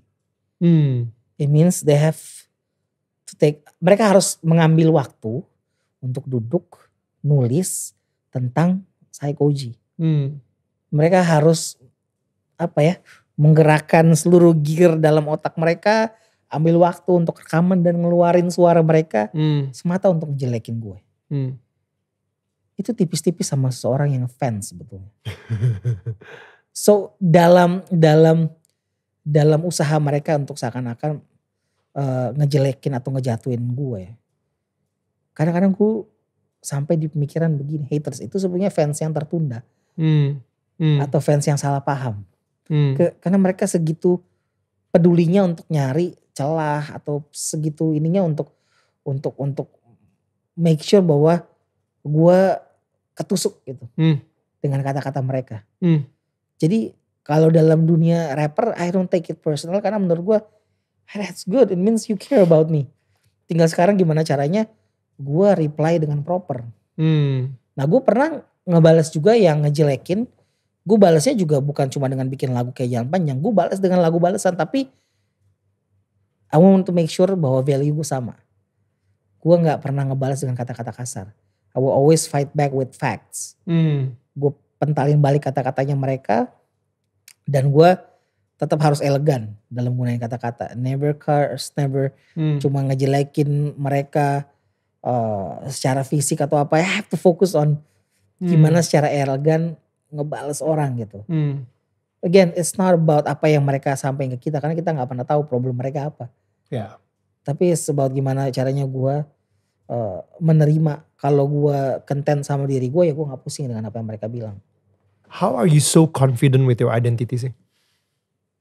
Me, ke diri gue sendiri, sampai hari ini anak udah 3. Sometimes gue gak selalu confident dengan me physically. I wish gue lebih sehat. I wish gue lebih kurus. Lebih sehat, lebih kurus, lebih fit. Lebih tinggi. Itu sesuatu yang gak mungkin gue buang gitu aja. Tapi di saat yang sama gue sadar sebagai orang percaya, you believe in God, you believe in an almighty God yang menciptakan ini semua, yang menciptakan gue, yang ngasih gue journey sejauh ini. It's bigger daripada lebih besar daripada cuman rasa insecure gue ngadepin diri gue. There's always something that I can learn dari hal-hal yang gue hadapin. Entah itu orang mencaci atau orang memuji. Sampai akhirnya I come up dengan quote ini, man. Ini sesuatu yang gue share ke banyak orang. Dan gue suka karena it rhymes. Oke. Cacian itu latihan, pujian itu ujian. I love it. Dan itu sesuatu yang kalau bisa gue catat secara quote dalam bahasa Indonesia. Psycho-G. Cacian itu latihan. Keren banget. Pujian itu ujian. Ya. Karena waktu gue dicaci, gue dilatih. Hati gue, mental gue. Atau kalau dalam rap battle, gue dilatih gimana caranya untuk gue mikir. Gimana cara ngadapinnya. Tapi waktu gue dipuji, sebetulnya gue diuji. Apakah gue ngerasa segitunya banget gue. Sehebat itunya kah gue. Enggak juga. Jadi makanya kemana-mana ya udah kalem aja. Gue banyak banget denger cerita. Maksudnya di kalangan artis gitu ya. Mereka justru kejatuhan mereka adalah ketika mereka terlalu baik dipuji. Dari orang-orang sekitarnya gitu. Dan ya akhirnya mereka gak lulus ujian gitu. Dan ujian itu datangnya bukan cuma ketika lu lagi di bawah. Ternyata ketika lu lagi di atas pun lagi ada ujiannya juga. And I love that. I love that so much. Ujian-ujian hidup terbesar lu itu apa sih? Kayaknya gue dari tadi ngedenger lu kayak benar-benar nyantai banget gitu. Kayak hey, you know what is like menurut lu the biggest ujian yang pernah lu hadapin dalam hidup lu? Waktu gue udah punya anak pertama si Aaron. Di LAR tahun 2007. Sebelum itu kan gue single pertama yang hits itu Sewat Gitu Loh. Terus gue pernah rilis lagi single dari album yang kedua itu Jomblo. Those 2 songs itu ada di 2 album dimana gue rilisnya itu sama label major. I was signed. Gue disign di bawah sebuah perusahaan rekaman yang major lah. Tapi tren musik saat itu berubah. Tiba-tiba jadi lebih ke pop Melayu. Jadi kayak gue ngerasa kok kayaknya album kedua nih nggak sama kayak pertama gitu. Terus gue ngerasa kayak agak nggak terlalu di support lagi gitu. Tapi again it's a big company, sebuah label itu beda kalau misalnya kita face to face dengan teman atau jalanin sendiri indie. Segala sesuatu there's an agenda, there's a timeline, there's timing. Apa yang buat mereka potensial untuk didorong itu yang didorong, itu yang dipush. Jadi gue baru punya anak pertama gue. Lagu-lagu yang gue bikin hasilnya gak sama kayak waktu Sowat gitu loh. Manggung juga gak sebanyak sebelumnya. Dan gue bisa dibilang kayak saat itu lagi, ini udah punya anak nih, kecanduan game online. Jadi gue main, ada game namanya World of Warcraft. Itu gue main sampai berhari-hari, ada beberapa hari yang gue bahkan gak mandi mungkin. Baru gue udah punya anak, that's not a good example. Tapi sebetulnya itu kayak semacam pelarian gue stres dengan kayaknya karir musiknya saat ini gak kemana-mana. Wow. Tapi gue jadi terpikir sesuatu waktu gue kecanduan main game itu. Ini sesuatu yang pasti semua orang alamin. Dimana kita semua kecanduan dengan online. Akhirnya gue bikin lagu. Judulnya Online. This was 2008. 2008. Waktu lagu itu udah jadi, itu gue bawa ke record label yang sama. Sama tingginya dibilang bahwa lagu ini terlalu berat buat orang Indonesia. Orang yang gak ngerti. Gak semua orang internetan. Dan memang mungkin gak salah juga dia. Tahun 2008 waktu itu. Gak semua orang internetan gitu. Orang masih harus pakai komputer, masih harus pakai laptop. Tapi dari tahun 2008 ke 2009 bisa dibilang gue down banget. Karena kayaknya ini gak akan kemana-mana nih. Karena gue mesti mulai mikir gue mau ngapain lagi. Sementara kalau gak nge-rap, gue gak ngerasa gue bisa jadi artis atau apa gitu. I don't have it, gue bener-bener cuma bisa nge-rap doang. Tapi siapa yang sangka setahun setelah lagu online ada, baru lagu itu mulai dinotis. Karena nyebar kan. Nyebar lewat forum sana sini. Gue sebar juga waktu itu lewat ada forum Kaskus. Pokoknya nyebar aja gitu. Ada di ini orang. Di lagu orang. Karena zamannya dulu kan orang masih kayak sebar-sebar MP3. MP3 di bluetoothin. Atau lu ke warnet minta tolong isi dong lagu apa handphone saya sama. Lu tapi nyebarin itu indie berarti indie, ya? Bukan, itu bukan dari label berarti? Gak ada bukan label. Oh snap. Dan di situ baru 2009 Tuhan tunjukin bahwa lagu ini ternyata dipakai sama telco provider. Langsung nasional. Langsung jadi lagu yang sampai hari ini kalau lu ngomong soal online. Pasti orang ingat sama lagu itu. Karena judulnya juga udah online. Dan so many things yang terjadi saat itu sampai hari ini masih terjadi. Wow. Walaupun waktu kita syuting lagu itu, mindset gue nulis lagu itu adalah online tuh pakai laptop. Belum pakai smartphone. Di video klipnya aja kita ada BlackBerry. Tapi BlackBerry dulu kan kayak gimana cepetnya. Iya. Nah sejak dari lagu online itu kayak delayed blessings. Oke. Gue udah sempat kepikiran kayak gue nggak pengen nge-rap lagi lah. Gue pengen nyari kerja apa kantoran aja lah, kerja apa aja yang bisa. Tapi ternyata memang perlu kesabaran, perlu momen karena waktunya Tuhan bukan waktunya kita. We never know kapan dia akan ngasih kesempatan sesuatu yang pernah kita lakukan ternyata bersinarnya setahun kemudian. Wow. Nah dari online 2009 sampai sekarang puji Tuhan gue gak pernah kekurangan soal kerjaan. Walaupun gak semuanya jadi karya-karya atau lagu yang harus viral atau rame yang tadi gue bilang. Tapi there's always work. Karena yang gue putuskan saat itu gue lakukan adalah bukan ngomong soal seberapa keren atau hebatnya gue sebagai seorang rapper. Tapi gue ngomong soal gue sendiri addicted sama online. Yang gue punya di tangan gue saat itu adalah bercerita tentang dunia online. Tentang kecanduan lu juga sama online gitu. Iya. Tapi itu ternyata sesuatu yang orang gak ngerasa bahwa gue berdiri lebih tinggi dibanding mereka. Ini soal ngomongin kecanduan ya. Lu kayak gue jadi keinget juga lu sempet bikin grup rap juga. Tapi benar-benar full gospel namanya The Disciples. Disciples. Gak pakai the ya sorry. Disciples. Lu J-Flow yang nyanyi di mana? Yang nyanyi di Jalan Panjang tuh. Namanya Guntur. Lalu ada Randy juga. Kita berempat gitu ya di Disciples ini. Dan di situ ada satu single judulnya Man's Struggle. Every Man's Struggle. Every Man's Struggle. Yeah. Salah satu kecanduannya itu selain kayak tadi lu bilang gitu, kayak gue relate banget sih ketika kita lagi ribet banget bukan ribet sih actually, lebih parahnya lagi, ketika kita lagi ngerasa gagal, ketika kita lagi ngerasa sebagai seorang yang failure gitu, atau gak ada apa-apa, ya kita lari. Kita pelariannya adalah ya tadi ya bisa main game online. Itu sebuah pelarian yang benar-benar kita ngelupain banget dunia yang sedang kita hadapi. Yaitu dimana di dunia ini gue kayaknya sebagai seorang yang gagal. Gue gak bisa muncul lagi dengan single setelah So What gitu loh. Atau jomblo gitu. Dan abis itu udah deh mendingan gue melarikan diri ke game online. Bisa juga kecanduan minum misalnya seperti itu, minum alkohol. Karena ketika alkohol ini bikin gue ngerasa wah gue selalu moodnya party mulu. Dan orang-orang kayaknya setiap kali gue bayarin minum kayaknya mereka jadi makin sayang sama gue gitu. Wah gue balik lagi si hormon dopamin itu gitu. Dan ada juga kecanduan pornografi juga gitu. Karena di dunia pornografi ini kayaknya udah ini cewek-cewek kayaknya ngapain aja juga dia ada gitu kan. Dan bahkan gue juga sempat kayak ngelihat juga salah satu interview lu about lu ngomongin soal lu ngelepas diri lu dari kecanduan pornografi. And I think ini isu yang sangat penting banget. Apalagi it is not only every man struggle sekarang ini, but it's everybody struggle.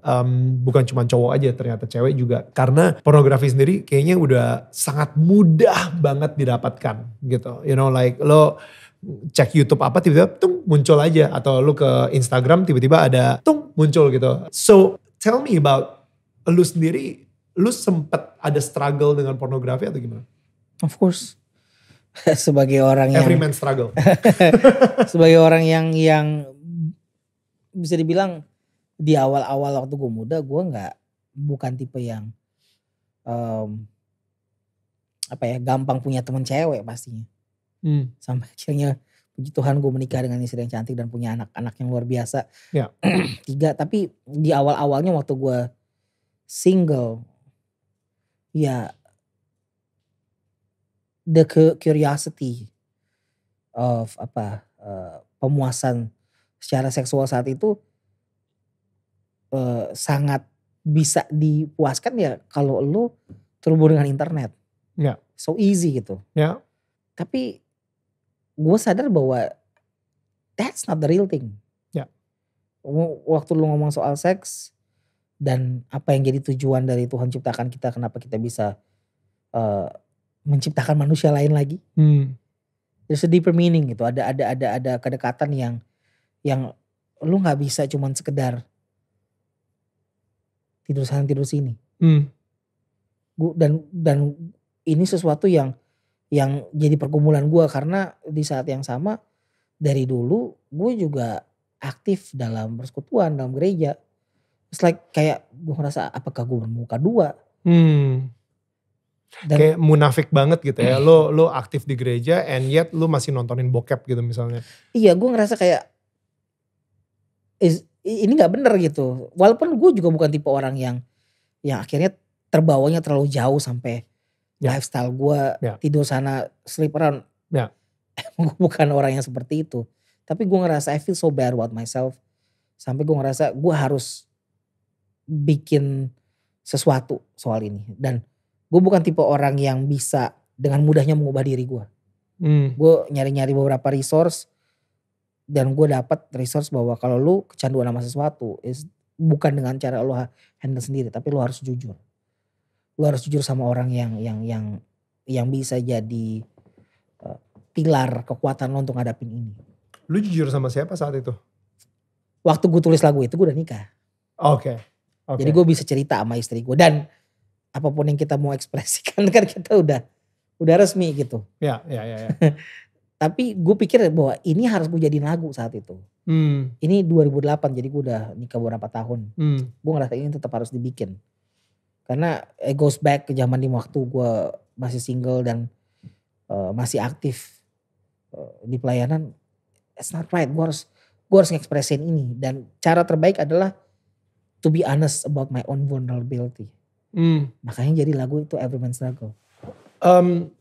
in all honesty ya, kayak gue gak tahu yang nonton ini bakal nyaman gak ya ketika kita ngomongin soal pornografi dan seksualitas gitu. Karena di Indonesia jarang banget diomongin. Nah makanya gue ngerasa ini sesuatu yang udah gue bikin lagu aja.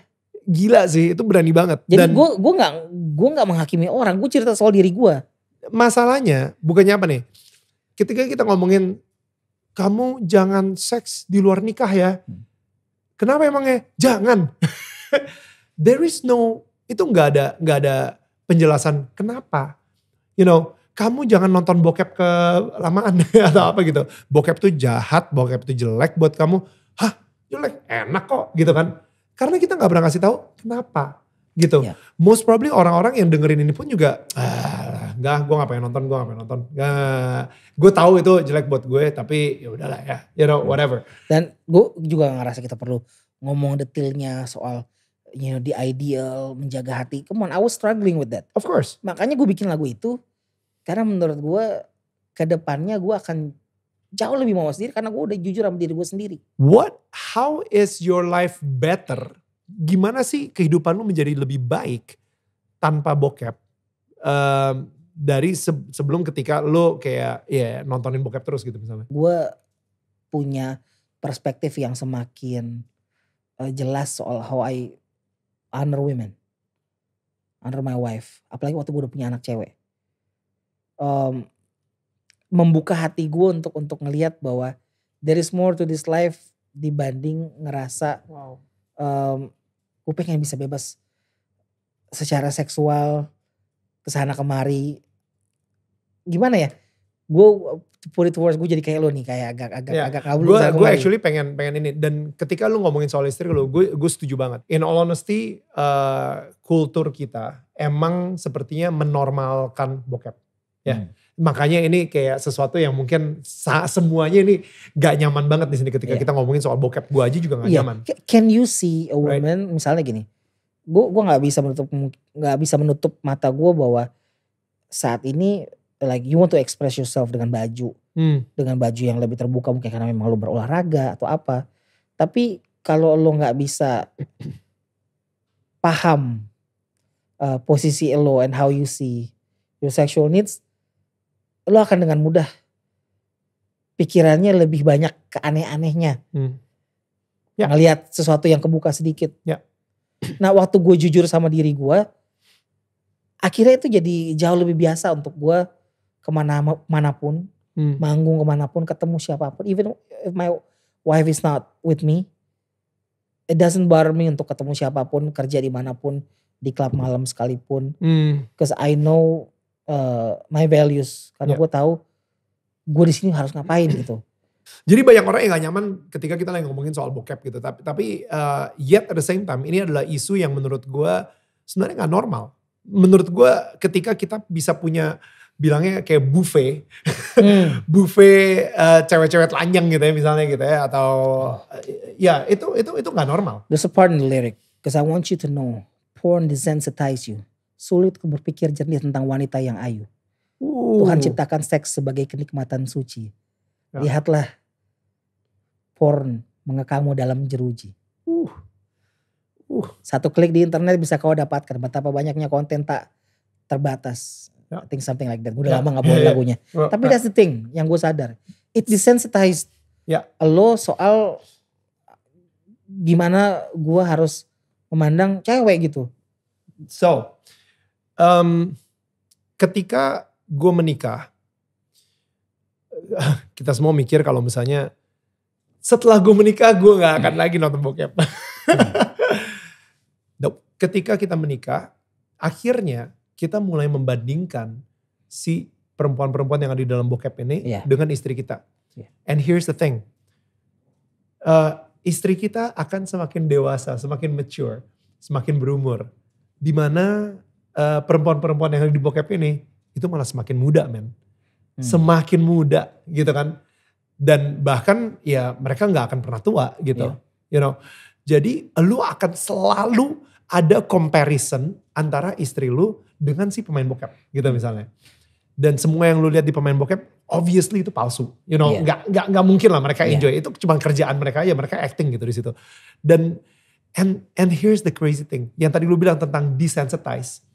Kita ini manusia yang gak pernah ngerasa puas. Yang pertama mungkin kita lihat, wow, akhirnya kita ini. Tapi setelah sebulan, lu pengen ngeliat sesuatu yang lebih. Lu naikin levelnya nih. Oke, mungkin dari satu pasangan aja, akhirnya gue pengen bertiga gitu misalnya. Lu naikin lagi sampai akhirnya tiba-tiba lu lagi nonton orang lagi gituan sama binatang atau lu mulai nonton orang lagi makan kotoran orang atau and stuff like that yang udah mulai aneh-aneh atau mulai yang nyiksa atau mulai yang mukul. Sekarang kalau gue lihat itu it's kind of like drugs. Ya. Or in my case kelemahan gue juga adalah kadang-kadang soal makanan. Lu pesen sesuatu yang enak makin lama lu pengen makin enak, makin berlemak, makin ini makin tinggi. You want that dopamine. Yes, exactly.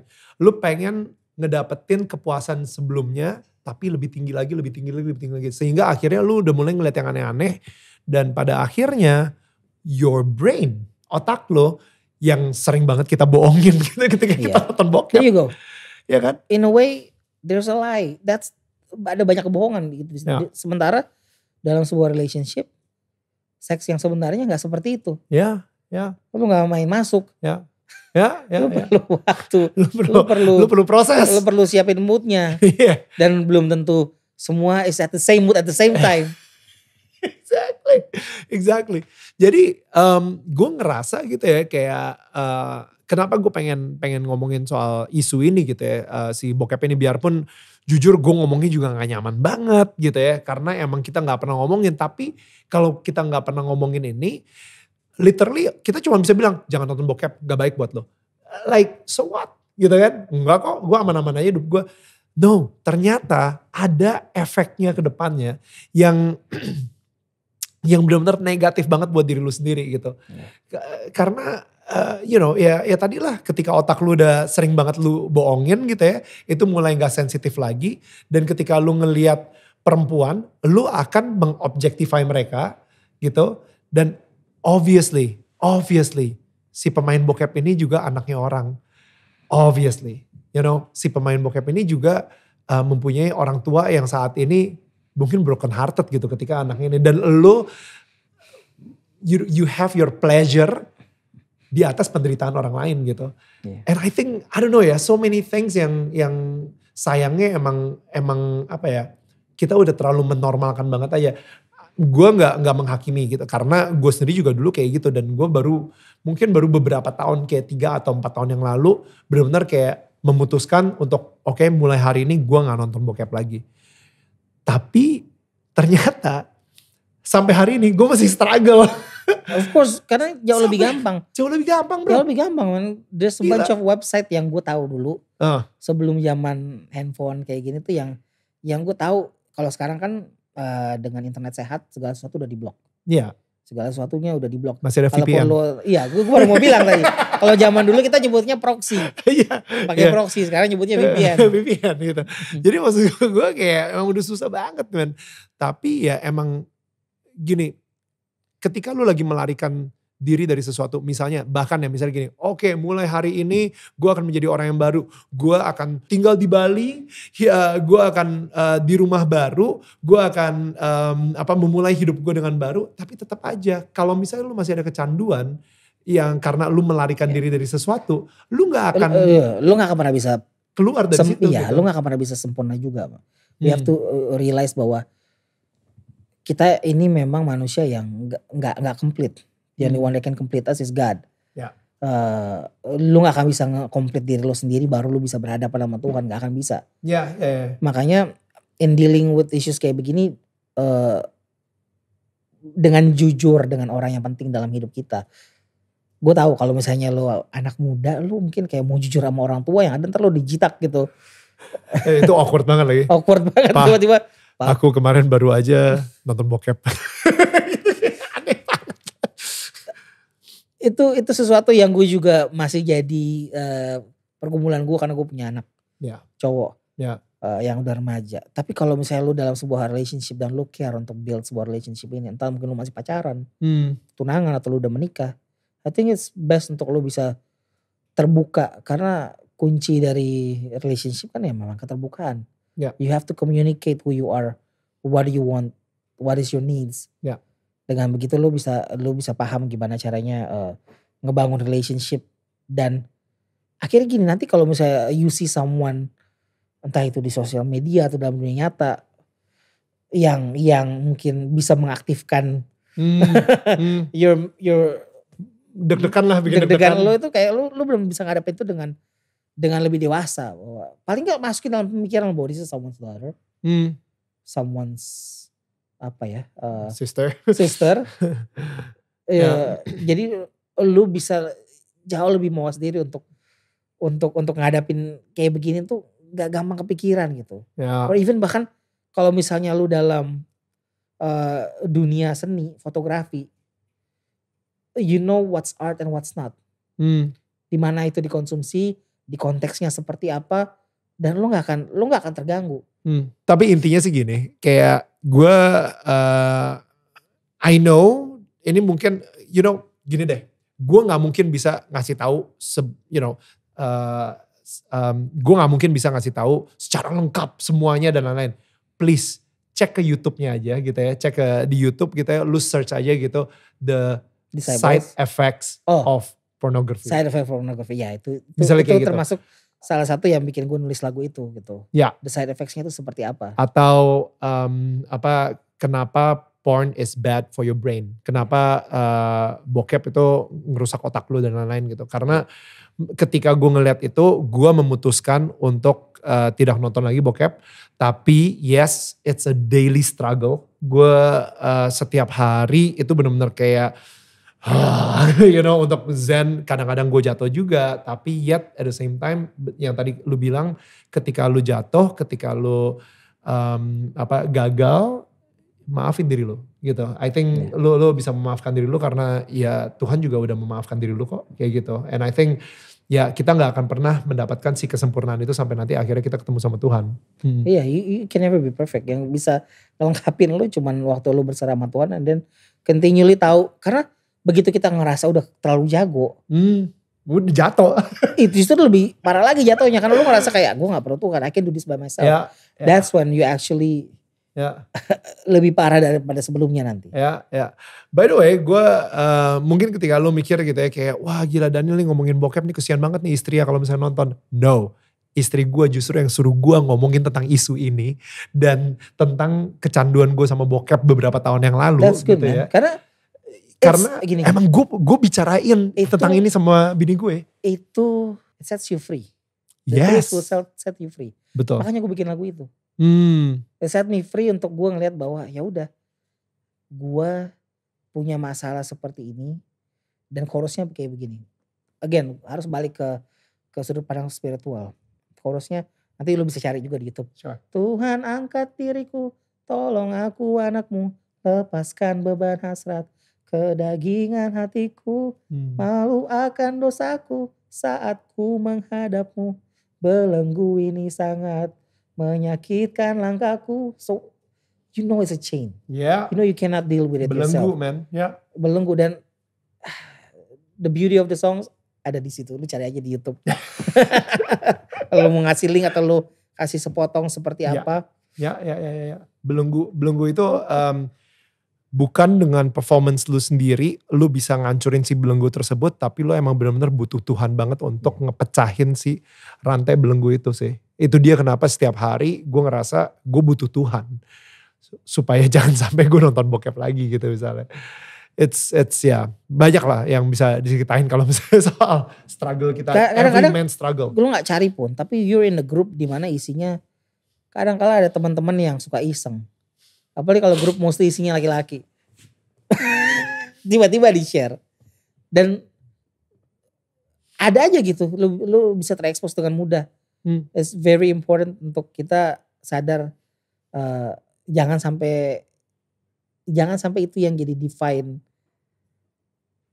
Apa ya, gue selalu bingung dengan kata-kata kalau udah kayak gini. Kecuali kalau nge-rap. Define identitas lo kali ya. Don't let it define you, but let God find you. Wow, harus nge-rap dia gila. Don't let it define you, let God find you. Ini pertanyaan mungkin agak tricky sih. How do you talk to your son about this? You don't. I already talk about it. I already talk sama dia, tapi belum sampai di titik dimana itu akan jadi addiction. Kita belum bahas sampai situ, tapi gue udah bahas sama dia soal bahwa, do you know how we made you? We have the talk. Right. How it becomes you. Dan satu hal yang gue bilang sama dia, it's not caranya untuk bikin kamu, it's good. You can enjoy it. Tapi you need to really understand bahwa untuk sampai di titik itu, you really have to find someone that you can trust with. Wow. And share your journey with. Gak sama sembarangan orang. Karena it's a tool. Yeah. It's a tool. It's just that one God of the gave tool. to create. Yeah. You can enjoy the process of ini, tapi secara natural it comes with responsibility. Gue pernah ada satu ilustrasi yang gue pernah dapat dari satu khotbah bahwa imagine sebuah lakban. Oke. Sebuah lakban. Pertama kali lo buka masih sticky. Ya. Lo tempel sini, lo tarik, tempel tempat lain, lo tarik, mungkin masih bisa sticky. Tapi the more you do it, tanpa mikirin ini seperti apa gitu, ini sama siapa. Lakbannya udah gak akan makin lengket. Dan you can't even appreciate it. Sampai akhirnya you give in to God dan Tuhan kasih lakban yang baru. Stick it with someone and then fight for it. Wow. Stick it to someone and then fight for it. Wow. It sounds wrong sih. It sounds very wrong. Wow. Tapi you know what I mean. Yes. Find someone and stick. Karena again, lu ngomong soal seks, menurut gua gak bisa lepas dari relationship. And the journey of talking about relationship lebih dalam daripada cuman lu memutuskan membangun relationship sama seorang just because of the sex. Ya. Gue nonton kalau misalnya gue bisa rekomen gitu ya, kalau misalnya lu pengen sama anak lu ngebahas soal ini gitu, watch Michael Todd, itu preacher gitu, judulnya Relationship Goals. Dia ada satu part ngomongnya sex container. Basically dia bilang kayak ini untuk siapapun yang lagi denger juga gitu, kalau misalnya lu lagi praktis seks bebas dan lain-lain gitu ya. Maksudnya kayak dibilang kayak seks itu diciptakan oleh Tuhan gitu. Kadang-kadang orang kayak di gereja, wah seks itu sesuatu yang jahat. No. Seks itu diciptakan oleh Tuhan gitu. Nah, cuman emang kadang-kadang manusia malah menghancurkan ide dari seks tersebut sehingga seks itu akhirnya jadi image-nya jadi dimiringin gitu ya. Nah, tapi sama seperti apapun di dalam hidup ini, air dengan force yang begitu kenceng itu bisa membunuh, bisa bikin banjir, tsunami dan lain-lain. Tapi air dikasih wadahnya, di contain, itu bisa memberikan kehidupan buat bercocok tanam dan lain-lain gitu. Begitu juga dengan api gitu. Api yang di contain itu bisa bikin masak dan lain-lain. Tapi api yang gak kontrol bisa menghancurkan dan membakar hutan, rumah dan lain-lain gitu. Begitu juga dengan seks. Seks itu kalau misalnya gak kekontrol, yang ada itu akan menghancurkan elu dan orang-orang di sekitar lu. Tapi seks yang lu bisa taruh itu di wadah dan lu kontrol, itu akan memberikan kehidupan. Dan kontrol atau seks containernya itu adalah pernikahan. And I think itu dia kenapa Tuhan menciptakan pernikahan. Bukan cuman sekedar lu bisa tidur sama berapa banyak orang dan lain-lain. And I think this is like a topic yang menurut gue jarang banget dibicarain, dan gue bersyukur banget bisa ngomongin hal ini di sini sama lo gitu ya. Mudah-mudahan banyak orang yang nonton juga gitu ya. Karena atau misalnya lu tahu ini akan bisa membebaskan seseorang dari addictionnya juga sama bokep atau misalnya sama seks gitu dan lain-lain, atau dia emang suka ke rumah bordil misalnya setiap weekend gitu dan lain-lain. Lu jadul banget rumah bordil. Gue gak tau ya ngomongnya apa sih kalau misalnya sekarang. Iya. Open BO. Gue baru pertama kali dengar open BO. No, it's sesuatu yang dibahas bahkan di berita-berita juga dibahas. Really? Bukan bordil? No, there's not. You need to specific house for that. Oh, right. Human trafficking udah gak perlu rumah sendiri. Lu bisa di human trafficking dan lu bisa janjian ketemu di mana. Oh my, open BO. Wow. Booking order, itu dia. Ada yang paham?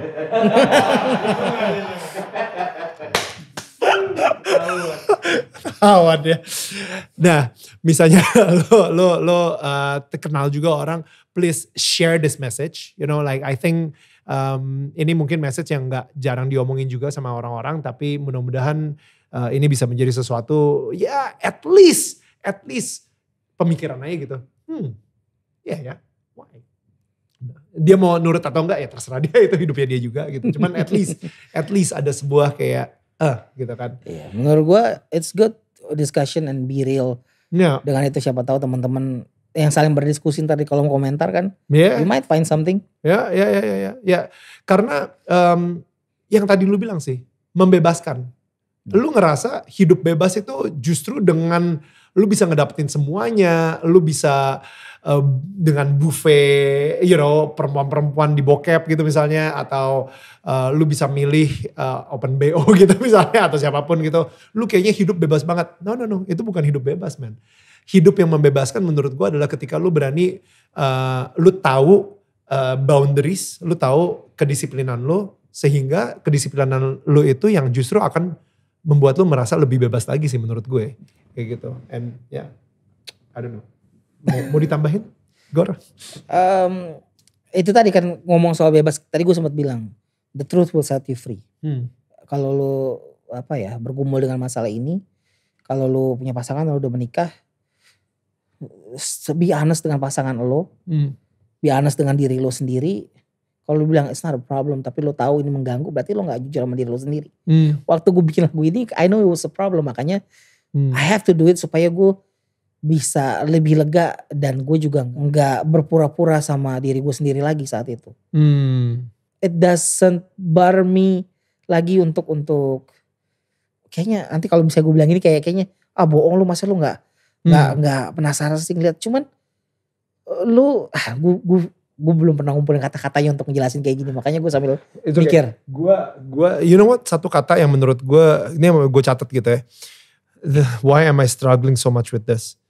Dilihat dosa gak dilihat sayang.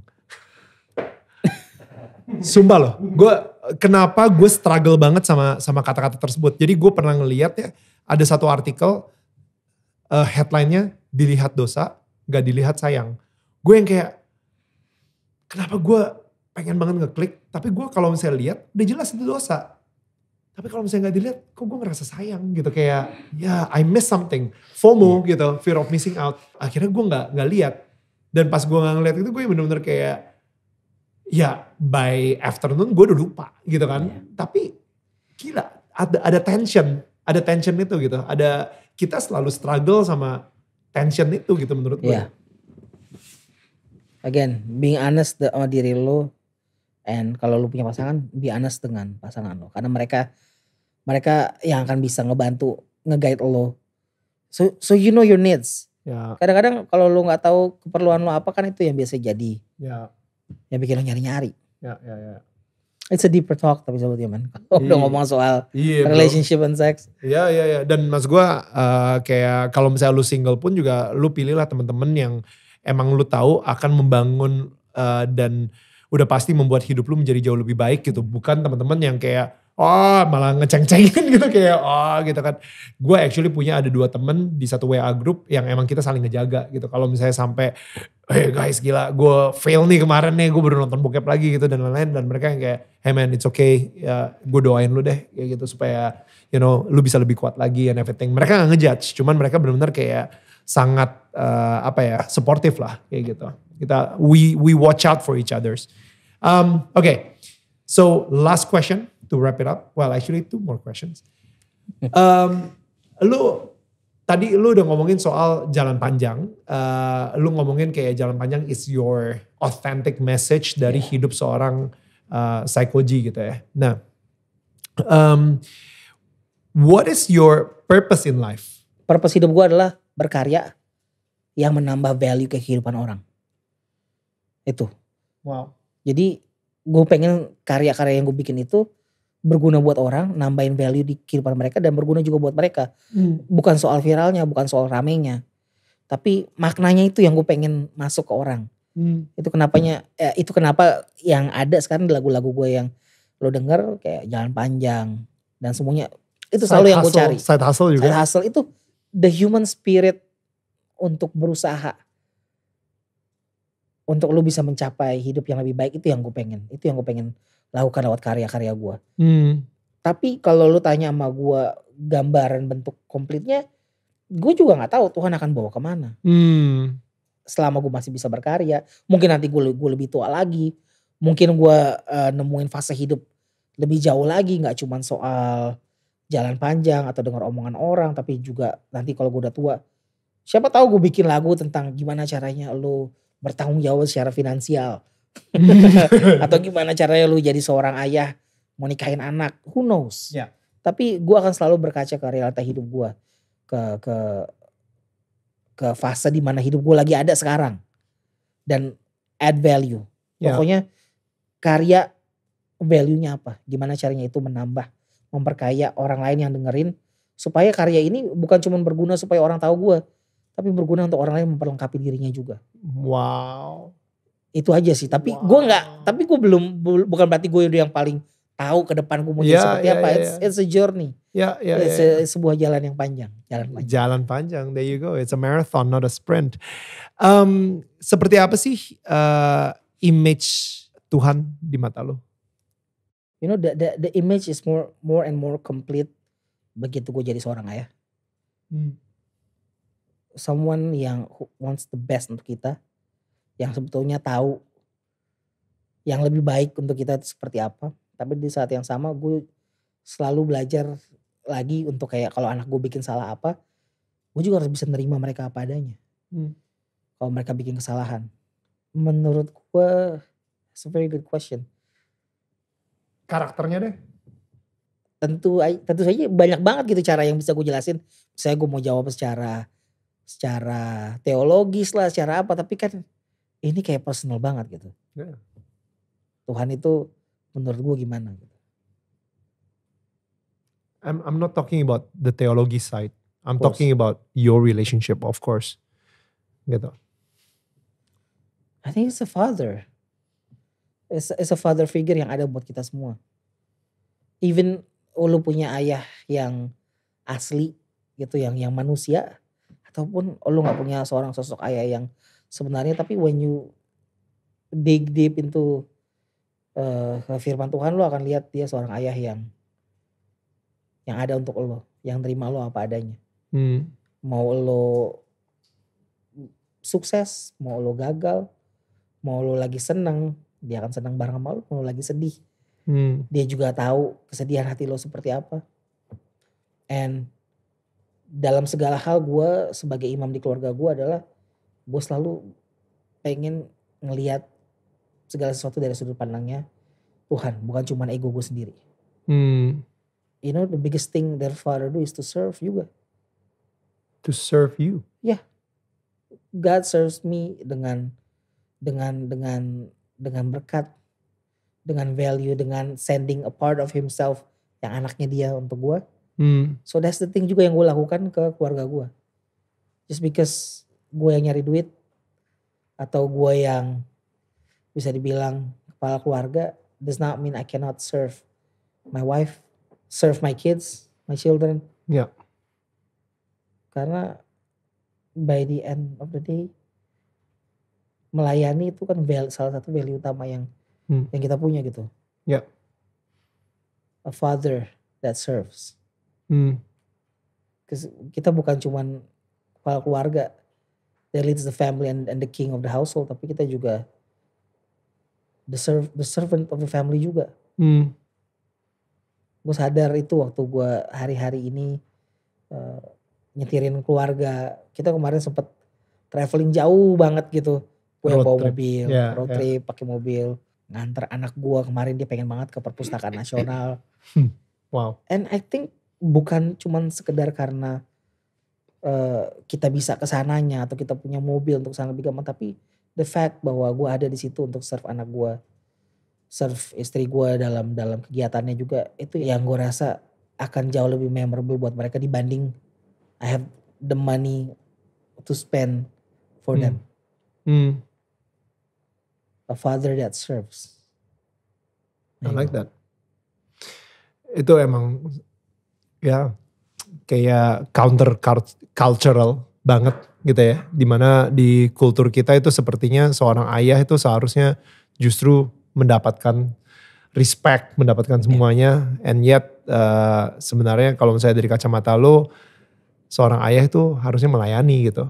Karena ya seperti kalau misalnya Tuhan Yesus sebelum dia mati di kayu salib aja dia ngasih lihatnya dengan membasuh kaki para rasulnya gitu kan. And you know, he served before he left the world gitu, dan before he died for us, which is in a way another form of serving gitu. Dan, fathers need to know how to serve menurut gue. Ya. Kita bukan cuman kepala keluarga yang nunjuk sana nunjuk sini karena kita yang jadi bosnya gitu. Tapi kalau kita mau ngajarin value, ada juga yang bilang kayak kita mau ngajarin anak kita how to treat women, how to serve, ini how we serve our wife aja. Yang pertama mereka contoh. Ya. Bukan karena kita ngomong. Bukan karena kita bilang kamu harus begini begitu ya. No, kadang-kadang cuman cara keseharian kita serve ibu mereka. Ya. Atau kita serve mereka itu yang akan lebih masuk dalam pikiran mereka untuk mereka apply nanti. I like that. Anak lo, Aaron misalnya gitu ya, ketika dia besar, cara dia memperlakukan istrinya adalah seperti cara lu memperlakukan istri lo. Cara dia melihat ayahnya memperlakukan ibunya seperti apa. Kayak gitu. And I think lu sendiri juga bisa melayani atau memberi. I feel like salah satu karakter Tuhan adalah memberi. You know, to give, the giver. Ya karena di Yohanes 3:16 pun juga dibilang kan kayak, you know, he gave his only son ke kita, right? Jadi dia memberi in a way it's a form of serving gitu, untuk kayak here I give you my son, and now because of what I did, now you give gitu, now you serve gitu, and I love that so much, and I think it's perfect to close our discussion, bro. Thank you so much. Sama-sama, bro. Gila, I love it so much, and yang pastinya guys, thank you banget buat kalian yang udah ngikutin diskusi kita gitu, dan obrolan, bukan diskusi lah, obrolan lah, gila kita juga ngelantur kemana-mana juga gitu kan, dan I love it so much, and thank you banget buat udah improvise rap Daniel tetangga kamu juga gitu. Spontaneously. Dan guys, buat kalian sendiri para tetangga gue yang udah nonton dari awal episode sampai akhir episode ini sampai sekarang ini, gue pengen bilang thank you so much, dan jangan lupa untuk subscribe, share, dan komentar di kolom komentar, dan jangan lupa untuk klik tombol bell atau loncengnya untuk mendapatkan notifikasi setiap jam 4 sore ketika kita upload video baru kita. Dan kalau misalnya lu penasaran gitu ya, siapa sih kira-kira tamu atau tetangga kita minggu depan, jangan lupa juga untuk follow Instagram kita di @DanielManantanNetwork. Kalau kalian adalah tipe orang yang lebih suka ngedengerin podcast gitu, audio aja, pembicaraan gue sama Igor misalnya, langsung aja cek di podcast kita, itu udah ada di Spotify dan semua digital platform podcast di Indonesia gitu. Langsung aja cek Daniel tetangga kamu di search boxnya dengan keyword itu, dan jangan lupa untuk di follow juga. And guys, I just wanna say thank you, dan I would encourage you kalau misalnya ada isu-isu penting atau you know kayak tadi yang kita obrolin banyak banget by the way, ada isu-isu yang menurut lo kayak kena banget untuk seseorang yang lo sayang, untuk seseorang yang lo kenal gitu ya, share video ini ke mereka. Siapa tahu aja ini bisa mengubah cara pandang mereka tentang kehidupan ini. Karena apa? Karena kita sebagai tetangga harus menyangga, bukan menyanggah. Asik. Love it. Alright, peace out. Thank you brother. See you next week. Have a great weekend.